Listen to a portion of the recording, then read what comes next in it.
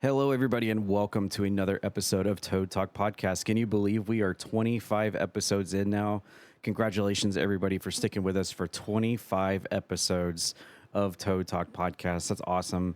When we first started this project, we really didn't know what the direction was going to be, how long we were even going to do it, if it was going to last, but we've made it 25 episodes, and that's super awesome. So thank you all for continuing to listen to us, and also apologies for the very late posting of episode 24 last week. I think I didn't get around to uploading it until like Wednesday or so apologies on that.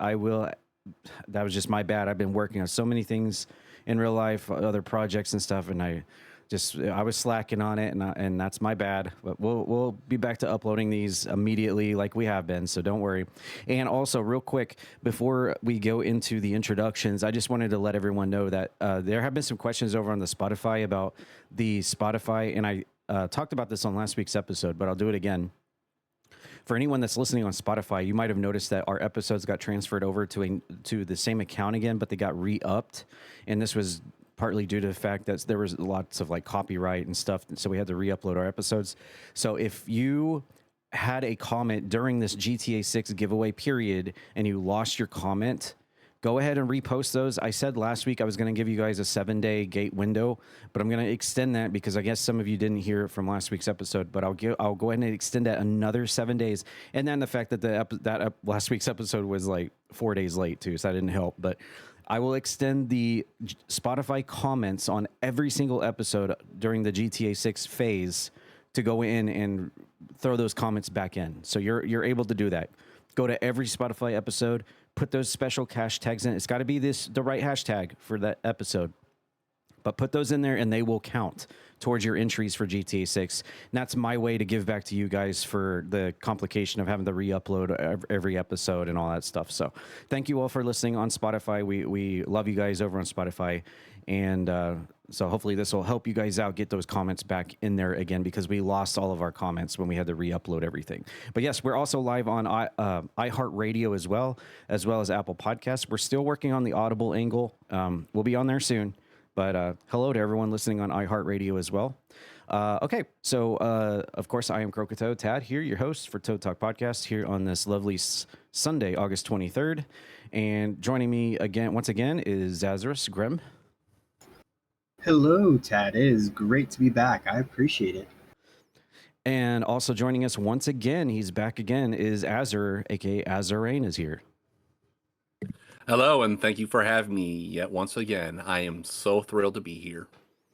Awesome, especially for episode 25, very special episode for this series that we've been doing here.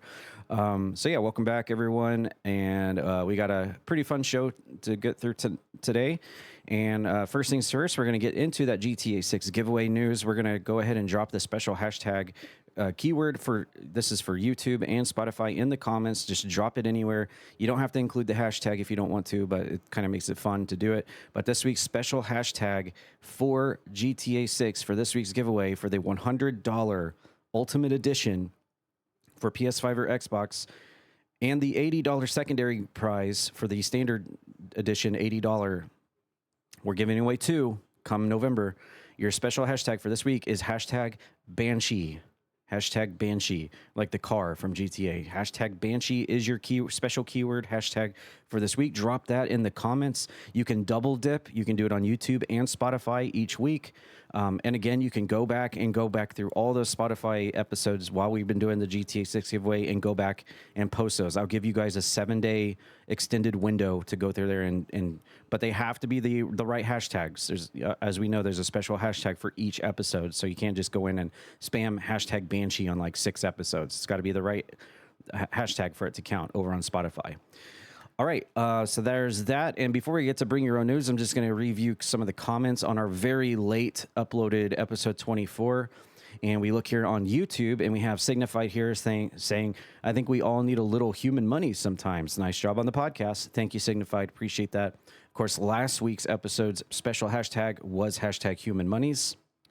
Then we have Fuse for Spence, who was last week's third seat here on the panel, commenting on it, and he says, thanks for having me on the podcast. Looking forward to next time. Hope it makes lots of human monies. And of course, we have Alba Dragon also commenting here with a CPW themed post that says Linky owes Boz human monies after all the potions he stole. And then over on Spotify for last week's episode, we have Chris, longtime listener here at the podcast. He said, I heard you guys were having copyright issues here on Spotify, and that sucks. And I just noticed that the previous episodes re-uploaded and that my previous entries were gone. I was wondering if you guys kept note of entries or if I have to re-enter in all of them again here on Spotify. This app, strict AF for copywriting you guys. They are, yeah. I think there was like 6 or 7 episodes I actually had to go in and re-edit and re-upload on the Spotify side. So yeah, it was kind of a pain. But yes, as I said, if you're listening on Spotify, I will give you a 7-day window to go back through every Spotify episode here at Toad Talk that since we started the GTA 6 giveaway and put the right hashtag in for each comment for each episode, and that will count for you an entry. I'll extend that window open until the end of August. So August 30th, you have until then to go back to every Spotify episode and put those GTA 6 hashtags into each of the comments, and you'll get your entries back. Okay? All right. With that being said, we're going to move over to Bring Your Own News, and I'll start things off today. August 23rd, 2026 is officially the 35th anniversary of the Super Nintendo, the SNES, and boy, released August 23rd, 1991, baby. How many of you out there does that make you feel old now? I remember getting my first Super Nintendo. I was actually kind of a weird story about it, but as a kid, I had asthma really bad asthma. And I was in the middle of one of my really bad asthma spells. And I was actually in the hospital, Norman Regional Hospital here in Norman, Oklahoma. And they actually had to actually put me in an oxygen tent over the bed. And I would have been 6 years old. And so, yeah, I had to live inside an oxygen tent over my bed at the hospital because I had a really bad asthma attack. I couldn't breathe. Like you see the commercials about an elephant standing on your chest and you can't breathe. That's exactly what it felt like I was being suffocated from inside. And so I was in a hospital for, I don't even remember how long it was. It felt like a week or over a week. And while I was there, my dad bought me a Super Nintendo and brought it up to the hospital for me to play the Super Nintendo from the hospital. Of course, it came with Super Mario World, as every Super Nintendo in North America did. And I'm trying to think if there were any other games that came with that I had with it. I know eventually I would have gotten Ultimate Mortal Kombat 3, Doom in the red cartridge. Loved that. The Legend of Zelda: Link to the Past, which is still my favorite Zelda game of all time. Played the crap out of that. Contra 3: The Alien Wars. Loved playing that one. Very hard game though. I eventually got Mortal Kombat 1 and 2 for SNES as well. And what else was there? I don't think I had a wrestling game at that time. I wasn't quite a wrestling fan yet. Was there anything else? I think that might have been it. I'm sure another game will come to my mind, but definitely Super Mario World. TMNT Tournament Fighters, I had that as well. Remember playing a lot of that. But yeah, as a kid, loved gaming, loved the Super Nintendo. Oh, Street Fighter 2. Street Fighter 2, yep. I played the crap out of Street Fighter 2. So the original, the very, very, very original Street Fighter 2 for SNES. So I had that as well. Super Mario World, lots of fun. Link to the Past, so much fun. What a great game. But yeah, happy 35th anniversary and birthday to the Super Nintendo. And I'm going to really quickly, before I pass it to Grem on his Bring Your Own News, I'm just going to ask them real quick, and I'll start it. What is your favorite game for the Super Nintendo? And Donkey Kong 1 and 2 I had as well, by the way. And I'll start it off. My favorite game for the Super Nintendo would probably have to be A Link to the Past. I'm going to be honest. That game is just 5-star to me. I love A Link to the Past. Nothing can go wrong for that game. Just amazing game. Grem, I know you were more of like a Genesis guy growing up, but do you have a favorite game from the Super Nintendo that you can think of? I do actually, but you are correct. I was mainly a Genesis kid when I was a kid.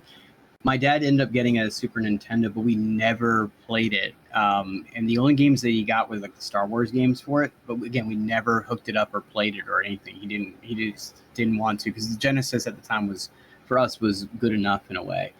But I did have a friend in high school who did have a Super Nintendo, and the two games that I remember the most that we played a lot of was Super Bomberman 2. And we'd play multiplayer on that too. And we'd have actually 4 players, which was insane. And the other one, which is probably my favorite Super Nintendo game still, and I even play it on my Switch at times, is it's not the right one, but it's Tetris Attack, actually. And that one kind of starred like Yoshi and some of the Mario characters that wasn't Mario and Luigi and everything. And it was a very tactical Tetris type game. But we would play, my friends and I would play that for hours upon hours upon hours. So those are 2 of my favorites from the Super NES. I absolutely suck at Tetris. Terrible. Yeah, and see, it's wild because you're just matching up colors, not just making lines. I mean, you kind of like matching 3. So it was crazy. If you have never seen it, look it up and you kind of see what the game's all about. But yeah, we would have like, back and forth, like, okay, winner plays the next person kind of deal. And my friends would be like, we hate playing against you because no matter how many times we throw these blocks at you, you just find a way to stay alive, and it's just super annoying. So, but yeah, those are, like I said, those are 2 of my games. All right, Azarain, what are your thoughts on the Super Nintendo, and what is your favorite Super Nintendo game of all time? I absolutely loved the Super Nintendo. That was my childhood growing up with Doom, Super Mario World, Super Mario RPG, A Link to the Past, and of course, one of my favorite games of all time, Final Fantasy III, aka Final Fantasy VI. You a fan of Final Fantasy VI? No, I didn't know you ever Yeah, played I know, that one. right? Who's Kefka again? But yeah, I know. But yes, absolutely favorite game, Final Fantasy VI. I've got it's just a masterpiece of an RPG, and I honestly, the only one that even comes close is Final Fantasy VII. Of course, if we're talking on the SNES, you've also got, in terms of RPGs, you've got Super Mario RPG, you've got The Secret of Mana, there's a couple others I just forgot off the top of my head, but absolutely phenomenal console, phenomenal games, and it turning 35 it's just pure nostalgia right now. Yeah, absolutely. I think we all have, if we're old enough, we all have those childhood memories and things we remember about the Super Nintendo growing up and molding us into the gamers that we are today. And there's just something really awesome about it. It's kind of sad though, kind of bittersweet though, to think that it is 35 years now. It just makes us realize like we're all getting older. That's just life though. It sucks. But yeah, for me particular, I obviously have that hospital story with the Super Nintendo, so I'll always remember that for that, attach that story to that. But yeah, happy anniversary, 35 years to the Super Nintendo. That's what I wanted to bring to the tables. We'll send it over to Grem now. Okay, so normally I bring in what the national day is today, and don't go after me on this, but it is actually food related. It is National Cuban Sandwich Day. Ooh. Okay. I'm guessing by that, I was going to ask real quickly, Tad, have you ever had one? A Cuban sandwich? No, but yes. Really? I feel like I'm probably going to have one in the future. Potentially. And then, Azar, what about you? I've never personally had a Cuban sandwich, but I may have to look at getting one. Well, okay, so that's 3 for 3, because I have actually never had one either. The closest I've had was like the Lay's potato chips that actually were supposedly the flavor, but apparently it's a pressed sandwich with pork, ham, cheese, and pickles. So that is today, but it is also Find Your Inner Nerd Day. So today, was it August 23rd? It's time to proudly embrace your favorite unique hobbies and small interests. And it's funny that we led with Super Nintendo, because that's exactly kind of what today inspires, is just to embrace your favorite hobbies and your small little interests, whatever they might be. So yeah, that's I guess what I'm bringing to the table today. Well, we're going to be nerding out later as soon as we're done with this podcast and continuing our Halo campaign Evolved. So I guess that's another tack that on for 2 for There me it today. is. Yeah. All right, Azarain, what are you bringing to the table this week? I am actually bringing speedrunning to the table this week. For those that are aware of speedrunning, there is a tournament for Zelda 2, the black sheep of the Zelda series, as it is called. However, it is the 2026 All Keys tournament where you go through the game and have to go through every palace and collect every single key. It's basically the 100% category. It's the main way to play the game at this time because the game is just so broken you can beat it in like 5 minutes otherwise. It is a best of 3 to begin with. You get up to 7 races, and you'll take your best 3 and average them out to see where you would land in the tournament. And from there, you just play to see who's the fastest, basically, throughout. Signups have already begun, but the first qualification races will be Sunday, October 4th. And if anyone out there is interested in a masochist, or what is it when you're to yourself? Is it sadomasochist? Oh, I don't know. Whoever likes to play Zelda 2 and would want to speedrun it, where would they go? Is there a website that they go to for this? That would actually be the Zelda 2 Discord. If you go ahead and search that up on Google, I don't have a specific link for it off the top of my head. Link. But if yeah, funny. It is an adventure to a link on your Google to get in there. Anyone can join. It's a welcoming community. They will teach you how to run the game. Personally, working with them and having some friends in that speedrunning community allowed me to beat that game so long ago that was such a thorn in my side that I was never able to beat. So huge shout out to them. I highly recommend, if you're getting into speedrunning, looking into the Zelda franchises because they are phenomenal for it.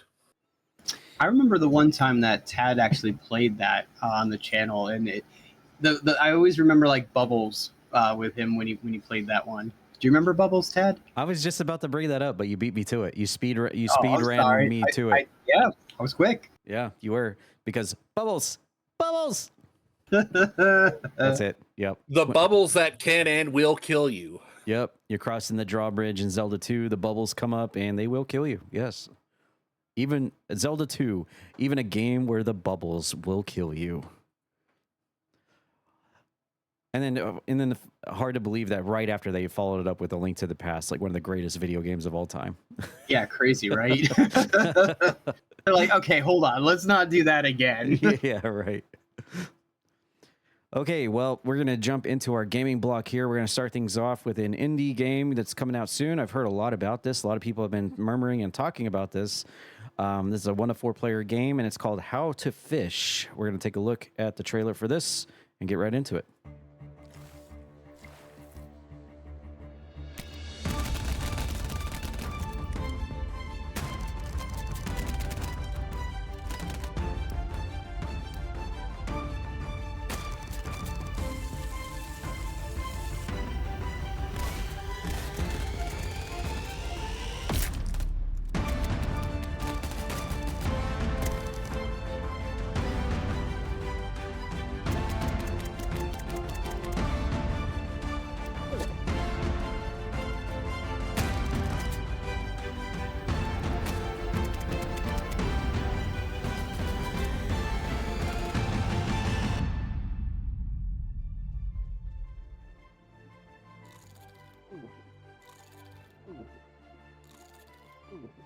Okay, what the heck is he eating there on the sand? Are those clams or something else? This is a very interesting game. I guess they're seashells or something. I can't see what the prompt says. Like you said, oysters or mussel crab things. Let's see. Let me see if I can pause it right as he's doing it. What does that say? Clam? I think it said clam. Anyways, this is supported by Evil Landfall. I don't know if this has anything to do with the Landfall games that we know. Could be a different company or development team. But this is Dazed Games. It's called How to Fish. It's a 1 to 4 player physics-based fishing simulator game. While drinking and boating, you suddenly crash into a small island. To work your way back home, you have to learn how to fish. Watch the How to Fish trailer to see gameplay and more. How to Fish will be available on PC in Q3 2026. So this game looks really wild. It's 1 to 4 players, as they said. You're out there on a stranded on an island. You're trying to fish for fish. There's seagulls you can shoot. Apparently, you get guns at some point here on the island. Looks like a super tiny island with just like one little cabin on it. Looks like you can catch fish, shoot birds. You can kill each other. I think there's more killing of each other than there are of any of the animals or catching of the fish in this thing. But I guess that's part of the charm of it. So I'm guessing it's kind of like Raft, but instead of being on a raft in the middle of the ocean, you're just stuck on this island. And then as you slowly catch things and build things, you build up to getting more things that you can have on the island as you progress through the game. Obviously, it doesn't take itself too seriously. I mean, in this trailer, people are just mass killing each other. I don't know how the respawning works in this. If you kill somebody, double barrel blast them with a shotgun, do they come back after 10 seconds, or do you have to do anything special? It doesn't really go into any of that. Like, how do the people come back that are playing with you? Looks like you can get on a boat and actually go around the island out in the water as well.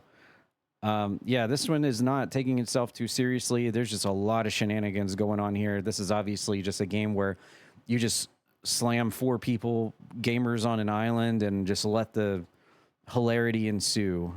Doesn't seem like you're trying to do anything too seriously here.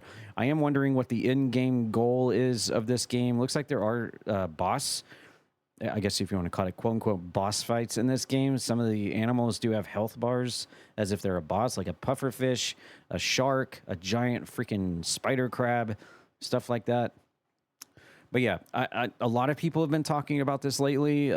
It's been suggested a few times in my circles. I love especially how you force feed things into other people's mouths. There's just something funny about that in a video game. But yeah, this looks interesting for the very least. I think I've already wish listed this and looking forward to seeing more. I'm especially perturbed about just picking things up off the beach and just eating that, because that could literally be anything. So that gives me a little bit of the heebie-jeebies seeing that, but I guess that's part of the game's charm, is to give you all these different emotions while you're seeing this. This is not your standard just trying to survive on an island game, that's for sure. Grem, what are your thoughts on How to Fish?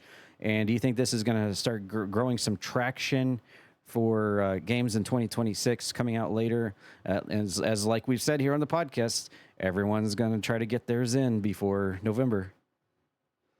Yeah, I will say the graphics look a little bit rough around the edges. I'm pretty sure. I think we all would kind of agree on that. At the same time, though, it's a fun little aspect on it where, there are different ways to fish, but I guess that's just the upfront thing, because ultimately, again, you're either shooting, people, your team, animals, whatnot.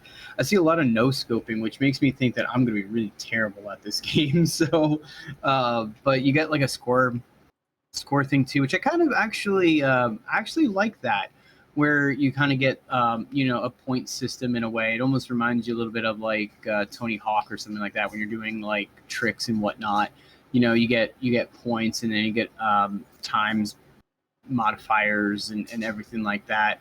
I think that's an interesting aspect of this game. I kind of want to dive a little bit more into, if I can see what that actually what it means. Like, are you trying to do like a high score? Is there going to be different islands every day, like a rotation, and so you have a high score meter that can be shown throughout the the day or something, or maybe it's like a week when you get a different island. You can kind of see like a top score thing and top teams and things of that nature. Again, like I was saying, the graphics look a little bit rough. It'd be interesting to see if there is any kind of customization, or if you can unlock stuff.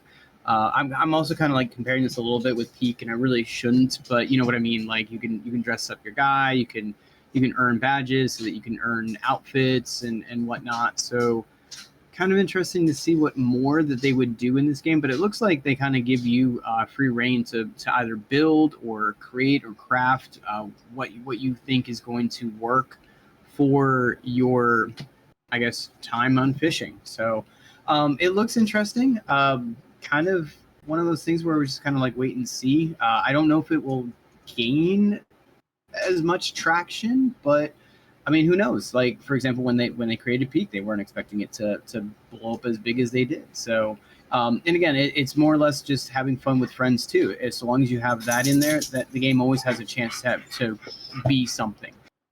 I especially like the part in the trailer where the guy is watching his friend get a fish out of the water by fishing, and then he shoots the fish to kill it, and then he turns his gun to his friend and just shoots him right here. Boom, yeah. Boom. It's like, and okay. then he gets a score for it. Yep. That's the game we're playing, I guess. Azrain, this looks like complete and utter chaos while stranded on an island. Obviously, this is right up your alley. Oh, absolutely. I love the low polygon look. I think it actually has a different a decent charm to go with it. Things like Schedule 1, where it's not taking itself seriously, so the graphics aren't very serious. I just pulled up the Steam page, and it actually released on the 20th of this month. So it is already out and available. And at this time, it is $5 on Steam. And there's also 3 different bundles that you can get. Out of Hand Deluxe game bundle, which is a Dazed game bundle, How to Fish and Out of Hand Deluxe. How to Fish plus Gamble with Your Friends. That's another major game that is going around right now on the internet. And another fun one, How to Fish and Sledding game. Ooh, yep. We just talked about that. Yes, we did. So that bundle right now is currently $11.64. So they just posted a note that they have hit 1 million players. So this game is already blowing up because it's not taking itself seriously. Looking at the achievements, talking about wanting some customization, there is some that for weapons and such that I've seen, but there is one achievement that has me concerned about everything, and it is called Beam. You finish the game within 1 hour. So you can speed run this and beat it in an hour. Okay. And for $5, I'm sure you could have a lot of fun in an hour, and especially with the way that this is set up, it's very possible that this could be a whole week of entertainment or something like that. But possibly I could see it wearing off after about that time. But with certain things like the achievement, Let Me Go, get picked up by a seagull, there's hijinks to be had, and I'm all for that. Another note, while on the Steam page here for How to Fish, the reviews are overwhelmingly positive as well. Just want to point that out. Well, yeah, there you go. How to Fish looks like it is already taken off. And as of 3 days ago upon its release. And I guess that makes sense why people have started to throw this around in terms of suggestions around the Croakitoad community. We'll have to definitely take a look at this and check it out. It's definitely on my wish list now, and we'll have to give it a go. All right, coming up next in our gaming block, we've got a game called God Save Birmingham. This is an official co-op reveal trailer. This game has been announced for a while now. I remember first hearing about this a while back. But I guess they are just now showing off what the co-op is going to be like in this game. This is definitely one that I've been very interested in grabbing. I'm pretty sure I've already got a wish listed if that feature is available on Steam. Let me just take a look. It is, and you can also do the play tests as well. Nice. Okay, yeah, so release date is currently to be announced right now. I already had this on my wish list, which doesn't surprise me at all. But we'll take a look at the trailer here. This is for the official co-op reveal for the game.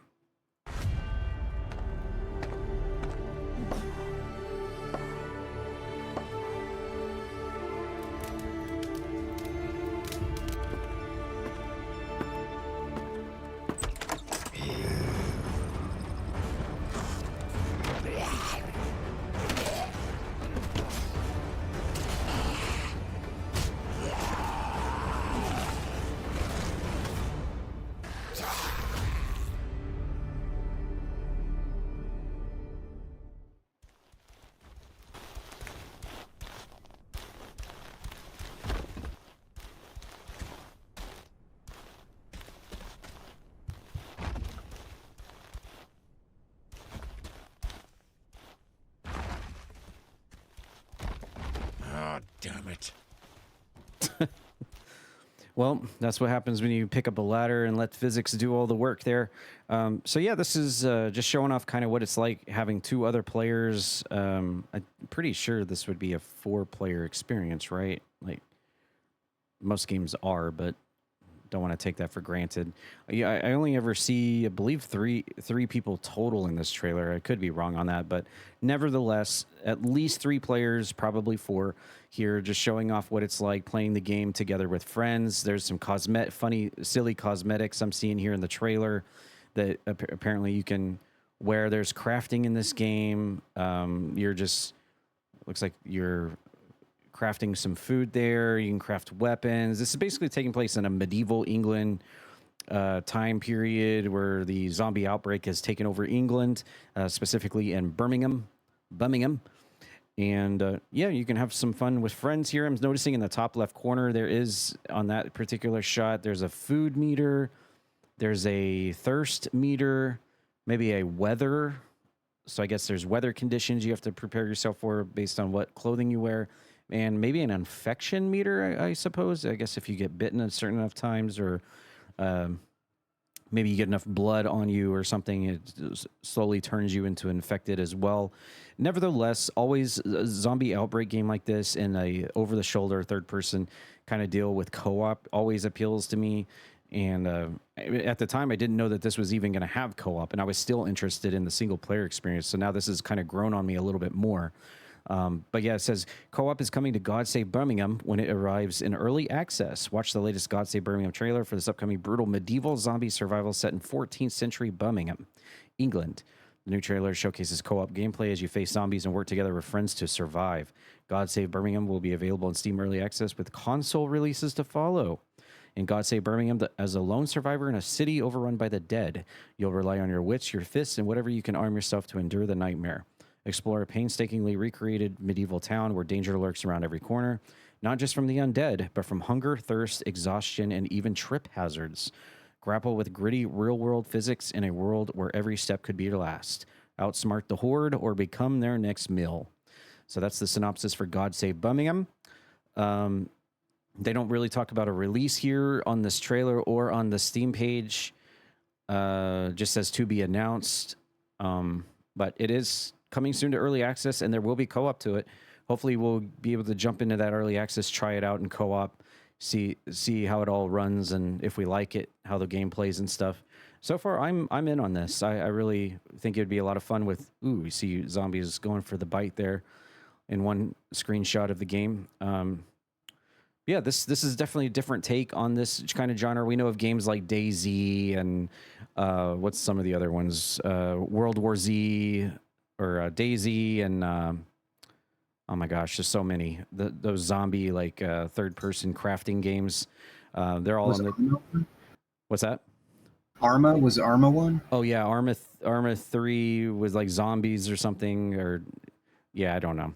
But you guys know what I'm talking about. There's so many third-person multiplayer crafting / zombie games out there, but this is a new kind of a take on it, taking place in like they said, in 14th century England. So I haven't really seen like the old school medieval take theme on the zombie genre before. So they're trying something new here. But yeah, I'm definitely in on trying this out. What do you think, Grem? I think it's a very interesting spin on a zombie survival game when you really think about it, because a lot of times with zombie survival games, you usually have like guns and ranged weapons, where obviously it looks like in this game, you have to rely not only on like your current weapon in your hand, whether it be a pitchfork or a sword or maybe a broken chair leg, but you also have things around you as well. Like you saw kind of like a box falling on one of them. You can use your natural surroundings to get maybe higher. This dude, though, in the trailer is really strong. He not only did he lift up a ladder, but 2 people were on it at the same time. So it was like, whoa, that's kind of crazy. But someone must have ate their spinach. But I like it. It shows off the customization a little bit too, because obviously you have that one guy that looks like a jester, and the other one, in rags. The other one's kind of like a blacksmith or like a soldier-looking helmet. So I think that's great. I think this way you can kind of tell who's who in a zombie invasion, because it looks like it gets very, very crazy very, very quickly at times. And I like it. I'm wondering too if maybe, like, depending on the weapon that you currently have, if you have different skills, like a skill set maybe. I mean, you have so much like going for it with like crafting and everything. You would think that maybe something like that, where it's like, hey, if you have like a favorite weapon or something, you can, be more proficient in it. And of course, you have your stomping too. So this is kind of like reminds me of like Resident Evil. So I can see why you were like, oh man, I should really look into this. But overall, I think it's a great spin on the zombie horde genre, if you will, and it looks really, really good actually. So definitely something that I hope we all get to either play test or demo pretty soon. One thing that I'm really curious about in this is if there's an end game to this, because so many games like this that have come out, like DayZ and some of the other ones we know that have come out, they're like more of like just a continuation game where you just keep going until you get tired of it and then you just stop playing. Is there an end game to this? Is there a final, are you building up to getting on a ship or something where you sell away, get away from England because it's just overly contaminated, and then that's your end game, that's your rescue, that's your salvation to get what you're building up to get out off this England, aka island? Or is this just another one of the games where you just play as long as you want and it's just, an ongoing experience? There's no end game, there's no final result to this, there's no credit screen, that's the biggest thing I'm actually kind of curious about in this, because I always love games that have a final resolution and you can build to something that's a finality to the game, rather than a game that just banks on you just playing more and more and more and spending hours into it to just mindlessly and continuously just do the same thing over and over. Azrain, do you feel the same way? Do you like games that actually have like a point where you get to the end and it's like, okay, you did it, you beat it, good for you? Or are you okay with games that don't really have that and they just bank on the experience of the game itself keeping people in? I'm actually a fan of both. It all depends on how good the game is in terms of its survival loop. If it's good enough to where there's no need to really complete the game, such as Project Zomboid, which is what I get a lot of vibes from this game. I just have fun with it and just see how long I can go, how long I can survive, how long I can go to whatever, what new thing I can build. That's the beauty of some of these sandbox games, where it's the challenge itself is to see, can you make it one more day? And doing a little research on this game, and that's exactly what I'm getting out of this, is that this is going to be more of a medieval survival Project Zomboid type thing. Those things in the top that you see, hunger, thirst, sanity, I think is one of those things, because it mentions in the page here, fighting off your mental madness and things like that. Looking at the bottom, it says the more the merrier. Slated for early access, multiplayer will allow a group of players to join a single session and team up for everyone's survival in the sandbox environment. So no specified number. That means it could be 4, it could be 8, it could be a multiplayer server of 32. We don't know at this time because, well, they don't have all that information for us. But yeah, that's what I'm getting out of this, is Project Zomboid meets Florida Man, which that's exactly what I would be doing if I were to be playing this game, is I would be Florida Man. I would have that jester costume. I would be running around, probably punching zombies to see how effective that is to begin with, and then if that doesn't work, well, we'll go with the tool that maybe a ball peen hammer, or just throwing crates at people, because overall that looks like the most fun part of this, is just using the physics itself to deal with the zombies, rather than just getting that stronger scythe, the one that's cutting off the head, cutting the zombies in half. That's cool. I like that, but shenanigans with the ladder, where you just pick the ladder up and whoop all the way up. Throwing a wheel at that zombie. That's the fun stuff to me. That's where I'm more interested than just, oh, let's get more powerful, let's get more cool type thing. So All right. Well, God Save Birmingham. That's definitely one that is on my wish list. We'll have to see when the early access does actually go into effect. It just says when it is coming out, the co-op will be available.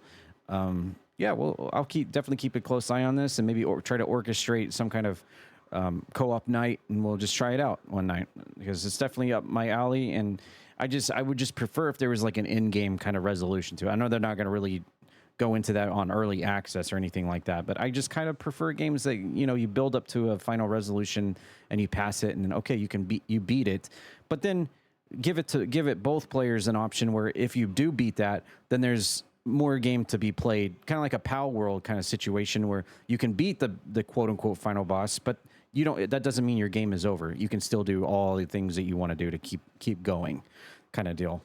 That's what I would like to see. Give the best of both worlds. So we'll see how that one goes when it comes out. All right, moving on. We've got another game here, and this one's a big one. We've got Elden Ring is back, and this time they are dropping the Tarnished Edition. And this is get a deep dive into the gameplay of Elden Ring Tarnished Edition in this latest trailer for the complete version of the Souls-like action RPG. Learn about the classes, how you can customize your builds, and more. Raw might alone will not mend this fractured world. Call upon the fleeting allegiances that remain in lands between. Elden Ring Tarnished Edition will be available on Nintendo Switch 2 August 28th. So this is specifically for the Nintendo Switch 2. I'm sure one of these guys will fact check me on the Tarnished Edition, but maybe it's already been out for everything else for a while now. I just saw this pop up on the trailer and figured, we don't really talk about Elden Ring at all here on the podcast before, so why not? We'll give this a shot. And so yeah, even if this is just for the Nintendo Switch 2, because I know they're really late on arriving to the party as compared to like PC and Xbox and PS5, we'll still take a look at this just because it's Elden Ring. In Elden Ring, you are a Tarnished, an individual with special strength, the power of grace. You can choose from one of a number of preset classes, or completely customize your build from stats and abilities to weapons and gear. You must master all of your gifts, as the lands between are full of deadly foes across the overworld, or the treacherous legacy dungeons. But you do not have to wander these lands by yourself. You must use Torrent to expedite your travel. Summon spirits that can swing the course of a battle. Or join with other players to defeat unimaginable odds. And it's all available on the go. Coming to Nintendo Switch 2. Okay, so there you go. Personally calls out Nintendo Switch 2 here, so I'm sure... I could be wrong, but I'm sure the Tarnished Edition has been out for every other platform for a while now. This is just Switch 2 catching up to the ball game like they typically do. But I have played Elden Ring. I did go through an entire playthrough of it here. The entire playthrough can be found on my YouTube, Croakitoad on YouTube. I had a lot of fun with this. I did the double whip build because I'm such a sucker for whips. So I did a dual-wielded whip build.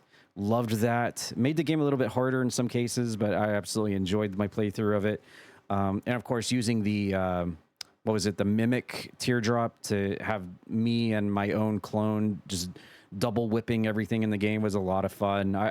Just watching this makes me want to go back and play this again, because I have actually not played the DLC expansion to Elden Ring yet. I've only ever played the base game. I know one night we tried to do the seamless co-op together, Asterial and Feetspeets Games and myself. We made it one night through, and then we just never went back to it again. I would love to actually have a dedicated entire playthrough of the seamless co-op, utilizing also the DLC, just do it all in one go.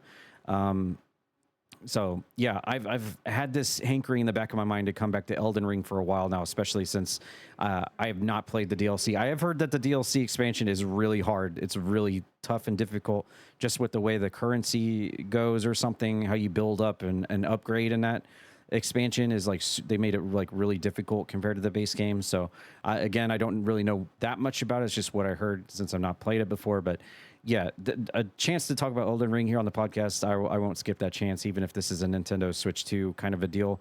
But yeah, this just watching this alone again makes me want to jump back into Elden Ring again, just experience that. And this time with a bunch of friends with me for the entire playthrough. I think that'd be super, super fun to do. Grem, what are your thoughts on Elden Ring? I know you have not really played it, probably. Asterial, that's more like Asterial's deal. But from what you've seen of it, Dark Souls-like games in general, is this something that you think you would ever try in the co-op? And obviously, you know, Elden Ring, it's a Game of the Year game, so even you know a little bit about Elden Ring, I'm sure. Yeah, no, I've played a little bit of it. I don't know. Sometimes it's hard when you have a game like this, and all of a sudden you die and you lose like a lot of your progress. And I don't know. To me, when I'm playing a game like that, I get a little discouraged on it. Now, granted, I mean, back in the day when we were playing games on Nintendo or Super Nintendo, you would play games that didn't have any saves or anything like that, or you're writing down passwords to make sure that you can continue later down the road. So I understand that, but as you get older and everything like that, you just want kind of something sometimes simple and easy to play. The fact that this is on the Switch 2 is awesome because like they said, you can go on the go basically, and you can actually play this game no matter where you are. If you're sitting in the DMV or the doctor's office, or you're in your car, not driving by the way, but if you're a passenger. Things like that is kind of mind-boggling when you think on how graphic intense this game really is, and how big and vast the world is too in this game. For it to be on the Switch where you can just play it like in your hands is pretty awesome and impressive. Absolutely, yeah. It's hard to believe that you can play the entire game of Elden Ring plus the expansion, and you're just on your Nintendo Switch 2. And you can just portably walk around with it. Just this entire game in your hands. Pretty awesome. Azrain, I know you know a lot about Elden Ring and have been around there for it.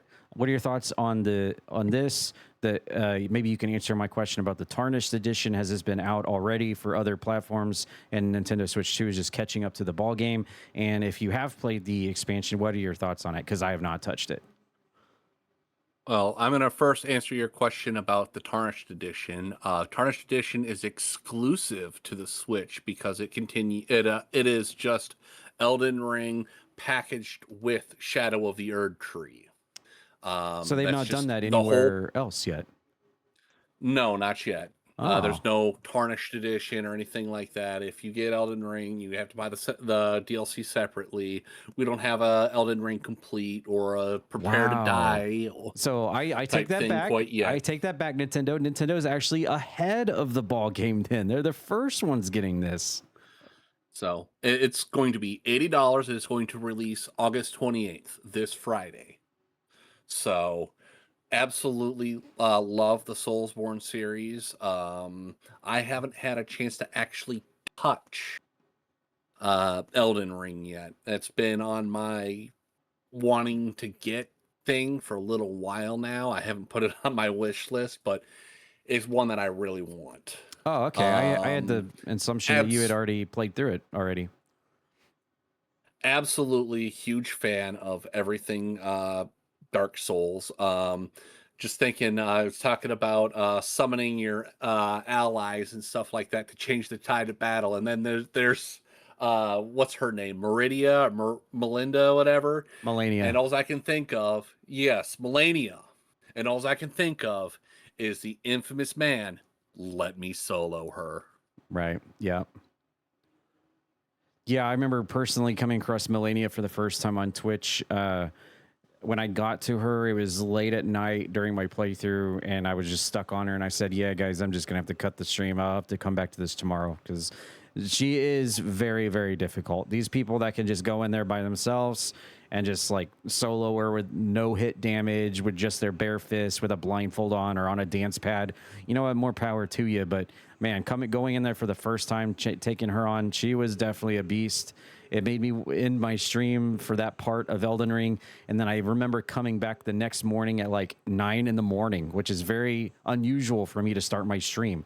But I spent all night thinking about that Melania fight on Elden Ring the first time. And I woke up the next morning. I'm like, I don't care if it's 9 in the morning. I'm going in there. I'm doing it. And then it took me like another, I want to say like 2 more tries that morning. And I finally got her. And I was like, yeah.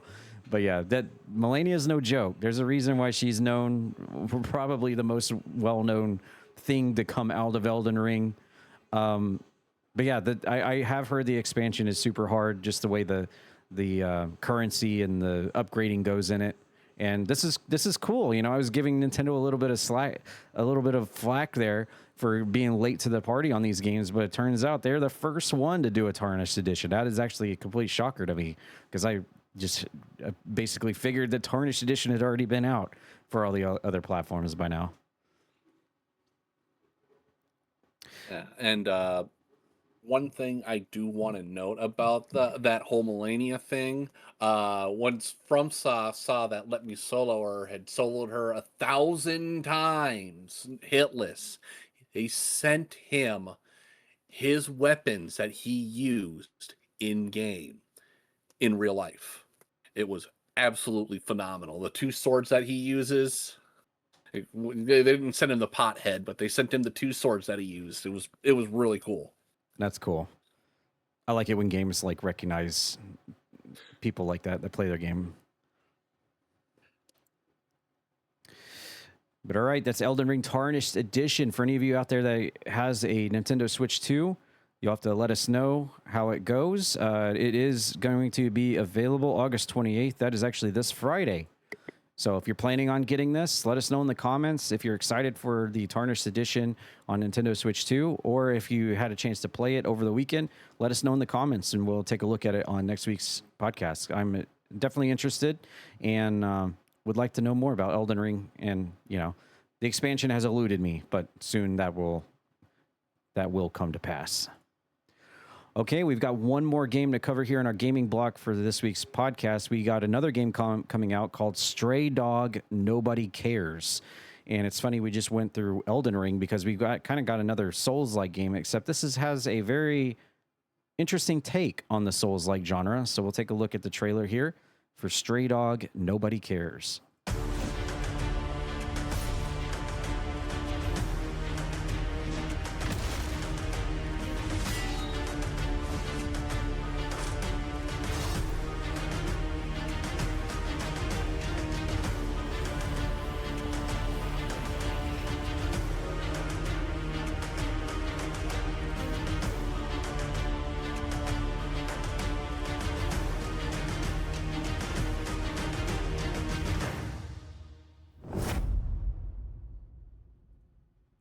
Wow, if I didn't know any better, I would feel like this is like some kind of like funny little expansion made from software, because this looks like it's all the textures, the environments, everything, just the way the game looks, the atmosphere looks like it's stripped straight out of Dark Souls or Elden Ring right here.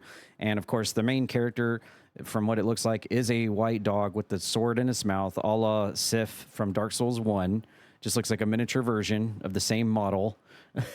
So if you want to play as a dog while enjoying your Souls-like game, looks like it's going to be the game for you. I'm wondering if From Software is going to kind of look at this with an eyebrow raised and kind of pull a Pal World Pokemon on these guys.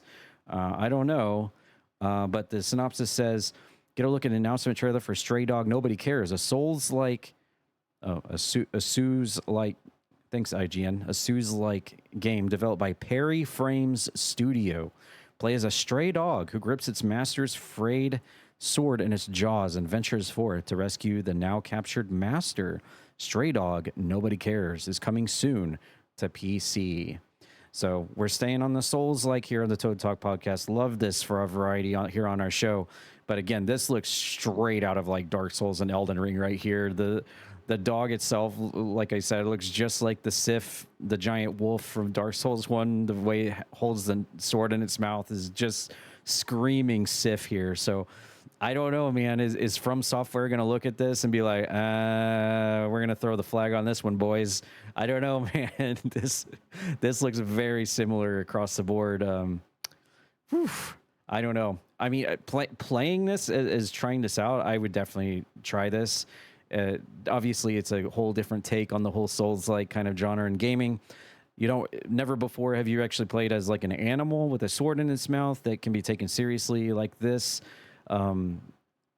Hey, you know what? If we're gonna have wolves with swords in its mouth, let's do frogs. You know what?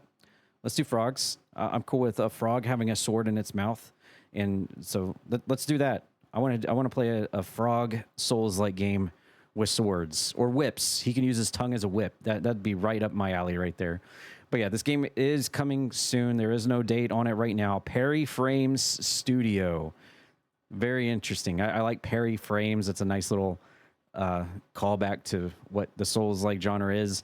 But again, I'm still kind of wondering if they're going to be getting a letter from Software in this one. Grem, what do you think about this? Do you think this is a cool take on the Souls-like genre? We haven't really seen a whole lot of expansion when it comes to like games being just like the Dark Souls, Elden Ring, Bloodborne like this with like different takes like this. I mean, we know that that genre of game is really taken over the past 10 years, but nobody's really done it quite like this before. But is it too similar to the original content to be comfortable?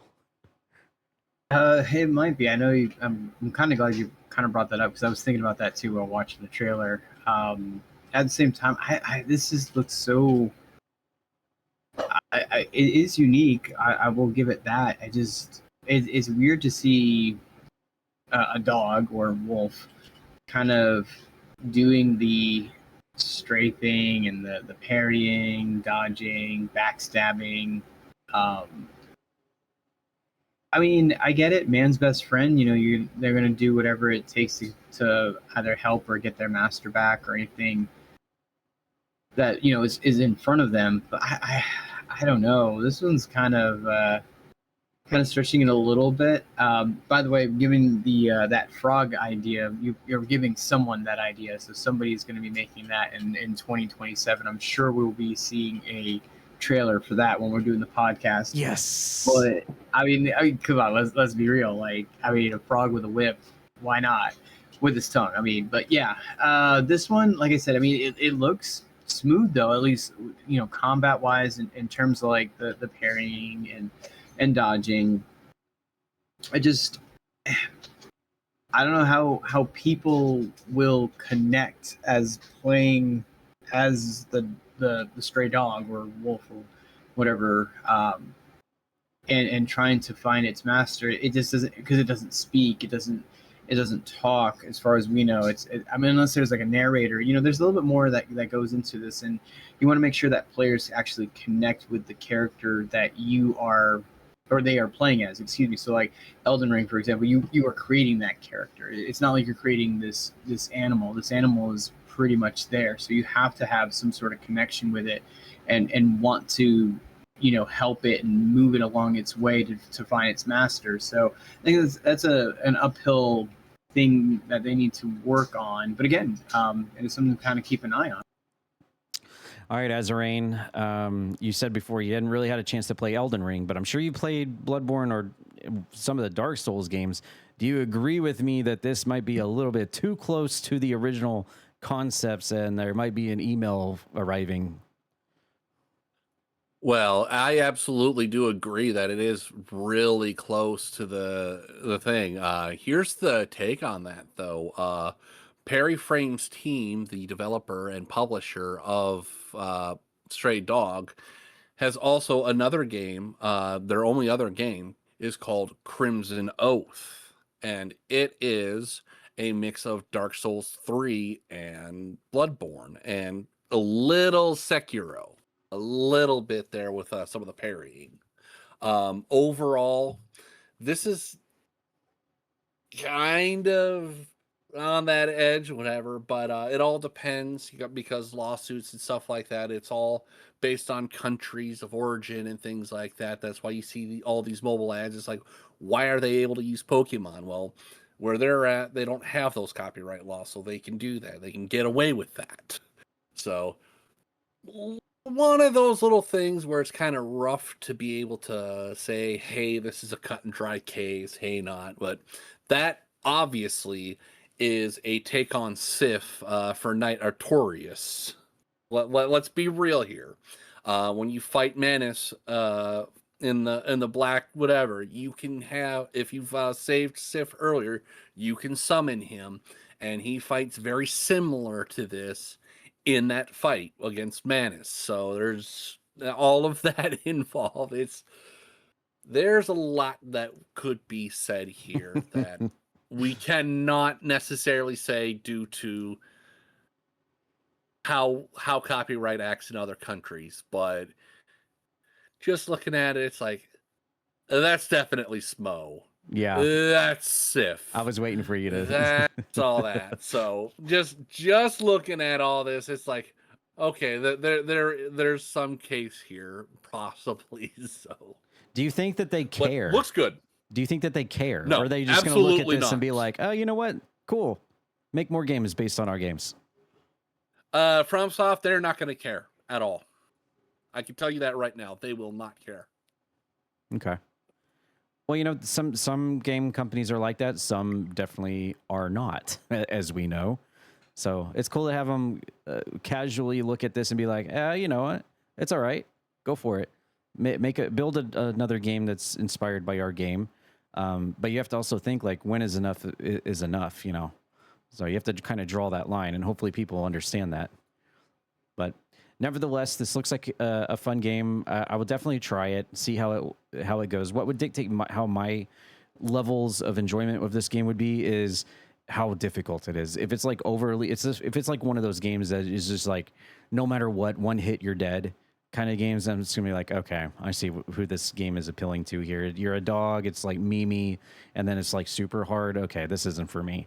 But if it is like an actual legitimate like experience where it does give you a chance to get through the game and stuff, and it's not overly difficult, and maybe on the par of just like an average Souls-like kind of game where it's challenging but it does give you a chance, then yeah, I would definitely try this out, especially playing as a dog.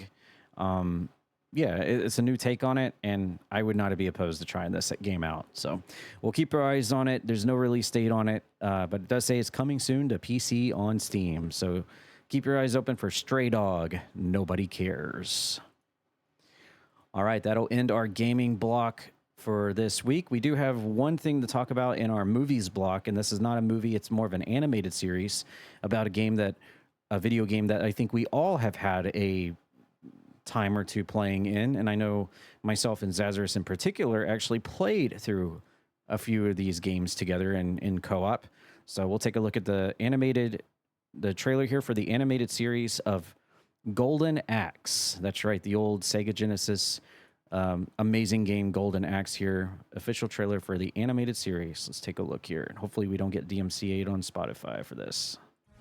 In a time before history, in a land of might and magic, when evil rises, heroes rise harder on their trusty purple mutant thingies.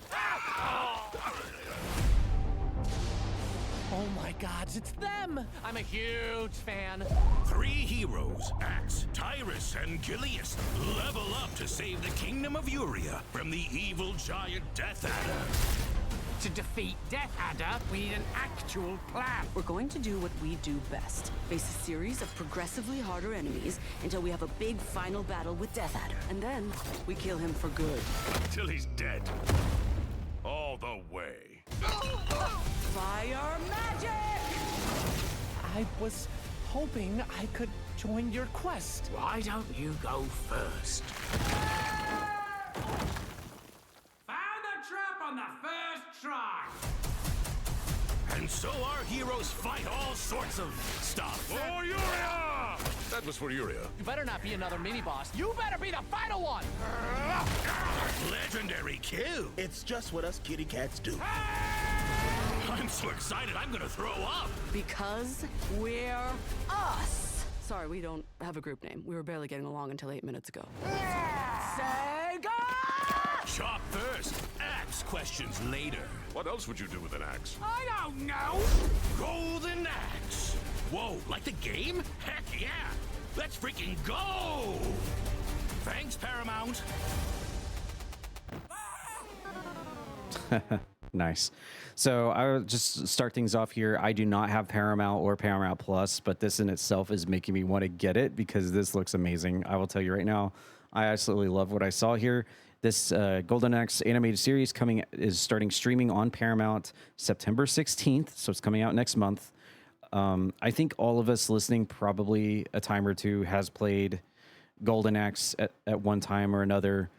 This is such an iconic game franchise and such a great game. I've always loved the look of the Death Adder. He's up there with me in terms of like video game villains with me, like Wesker, the Tyrant, Nemesis, Pyramid Head, Bowser, Kefka, you name it. Just think of the most iconic, the Cyber Demon.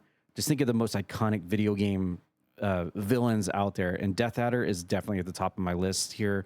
He's always been just an ultimate badass to me, even in like the old sprites of the game for sure. But this looks really fun. There's obviously comedy there. I think she screamed. Did she scream Sega when they all started charging at the end? Yes. So that was really cool. Real quick, the synopsis here. Check out the trailer for Golden Axe, an upcoming animated series based on the classic arcade game. Golden Axe features voice talents of Matthew Rice, and I believe he was in... oh my gosh. Was he in Lord of the Rings? I think he was the dwarf, I think. Matthew Rice Davis, I think his name is. Y'all can fact check me on that, but I'm pretty sure he was the dwarf from Lord of the Rings. Gilius Thunderhead, grumpy battle dwarf with exceptionally poor hygiene and a chip on his shoulder. Daniel Pudi as Hampton Squibb, a naive, inexperienced first-time adventurer who's dreamt of questing his entire life. Lisa Gilroy as Tyrus Flair, fearsome battle sorceress, deadly in a fight and even deadlier with her sharp wit. Liam McIntyre as Axe Battler, a barbarian warrior with a strict code of honor and sweet golden retriever demeanor. Carl Tart as Kronos Evil Late, an uncomfortably cheesy humanoid panther. In a hilarious homage to Sega's iconic 1989 video game, Golden Axe follows legendary warriors Axe Battler, Tyrus Flair, and Gilius Thunderhead as they reunite to save Yuria from the evil giant Death Adder who just won't stay dead. Their quest is complicated by Hampton Squibb, an inexperienced and wildly unprepared adventurer whose dream of heroism far exceeds his abilities. Forced to work together despite their flaws, they must find a way to stop Death Adder once and for all. Golden Axe is produced by CBS's iAnimation Productions, CBS Studios' animation arm, Sony Pictures Television, and Original Film. Mike McMahon and Joe Chandler co-wrote the first episode and co-created and executive producers of the series, Chandler serving as the showrunner. Sega's Haruki Satomi, Shuji Usumi, and Toru Nakahara will also executive produce alongside Neil Morris, Pavan Shetty, and Toby Asher of Original Film. Titmouse serves as the animation studio for the series with Chris Pranosky, Shannon Pranosky, Antonio Canobio, and Ben Kalina serving as executive producers. That was a lot of names. All 10 episodes of the Golden Axe animated series premiere on Paramount Plus on September 16th. So I guess on September 16th, you get access to all 10 episodes right there, straight out of the gate. There's no waiting each week for another episode, which is really cool. I love when series do that. They just unload every episode right there of the season right there for you, straight out of the gate. There's no waiting involved. Really cool. But yeah, watching this, the animation style looks really fun. They obviously stay true to what you get from the Golden Axe games here. The humor is all over the place here, which I think doesn't take away from it. There's so many inspirations to the game, like the character select in the skeleton's hand there. That's so iconic for choosing your character. The Death Adder looks amazing. I love the mounts. I can't think of the mounts, and then the little peon guys. Everything just looks amazing on this. I definitely want to watch this. And I can't wait to get my hands on this to try it out. I might have to just get a Paramount subscription to try it for sure. Grem, what are your thoughts on this? Do you think that this is up your alley? And yeah, are you excited for this? Oh yeah, for sure. Like you had alluded to, we both played this together. So it's funny because I was thinking about it, like, why did it take this long for something like this? Because this has been a game for out there that's been out there for a while, and this just screams that you can do an animated series. Now, how far they can go, so, a question that hopefully will be answered, and we can say that yeah, it's gonna have a second season or a third season or something. But again, like you kind of alluded to, it definitely did take. I wouldn't say shots, but it's basically like, yeah, we're not gonna be too serious. I mean, yelling out Sega, yeah, we don't have a group name. We kind of hated each other 8 minutes ago, so we're like, yeah, we're here. But to kind of see it all in a animated series like this, it is kind of it's kind of cool to see. Honestly, I definitely would love to watch this. And yeah, I'm kind of with you with Paramount Plus, kind of an idea of maybe like, maybe I need to pick this up in September so this way I can start watching this series. I'm also kind of curious too if, like, for example, the X-Men '97 animated series that I believe premiered in 24. It was kind of a throwback to how X-Men, the animated series, was back in the '90s. Kind of like made people kind of like look around and be like, okay, so what are some video game things that we can kind of maybe do? I know there was also a Castlevania series a couple years back as well. I kind of hope that they kind of start digging a little bit more and finding other games that were just games, and then maybe thinking, you know what, this was a really, really popular gaming series back then. Let's make it into an animated series and see how it goes. I would love that. Yeah, I for one watched the first season of Castlevania on Netflix. That's actually on Netflix. And boy, that was bloody, very Yes, it bloody. was. Haven't had a chance to catch up on any of the other seasons yet, but I was like, okay, this is this kind of quote unquote cartoon we're watching here over Castlevania. Azarain, what are your thoughts on Golden Axe finally getting some kind of media like this? Do you have any experience playing Golden Axe back when it came out? And does this look pretty cool to you? I have a lot of experience with Golden Axe. I had an arcade near my house that had that, and because I was a regular, I would get free plays on this game all the time and managed to beat it eventually. It was absolutely phenomenal. Still love this game. Can't believe it took them this long, but I guess I can kind of understand because up until the Sonic movies really started doing good, video game movies and things were not very good. So I'm glad that they kind of waited for that, but at the same time, what took them so long? I'm seeing a lot of things in there that are very canon to the games, such as Tyrus is stomping on that little elf guy to get all of those magic pots. And then, of course, her using her ultimate magic spell there, the Flame Tornado. And, of course, towards the end, you see Julius walking up to grab the Golden Axe. He canonically grabs that, I think, at the end of Golden Axe 1 or 2. So it's a lot of good things here that I'm seeing. And, of course, it's only semi taking itself seriously when it comes to the fights and stuff like that. Or the rest of the time, it absolutely looks like it's not doing that whatsoever. And I love it when it commits to the bit, but knows when to take itself seriously. So I would love to absolutely watch this. Yeah, I have a feeling this is probably just going to be on Paramount Plus. I mean, but you never know. Maybe Netflix will eventually get their hands on it, or some other streaming service. But as it stands right now, they're only talking about Paramount. There's so many people involved with like CBS and stuff and Sony here that it probably might. But you never know. Never say never.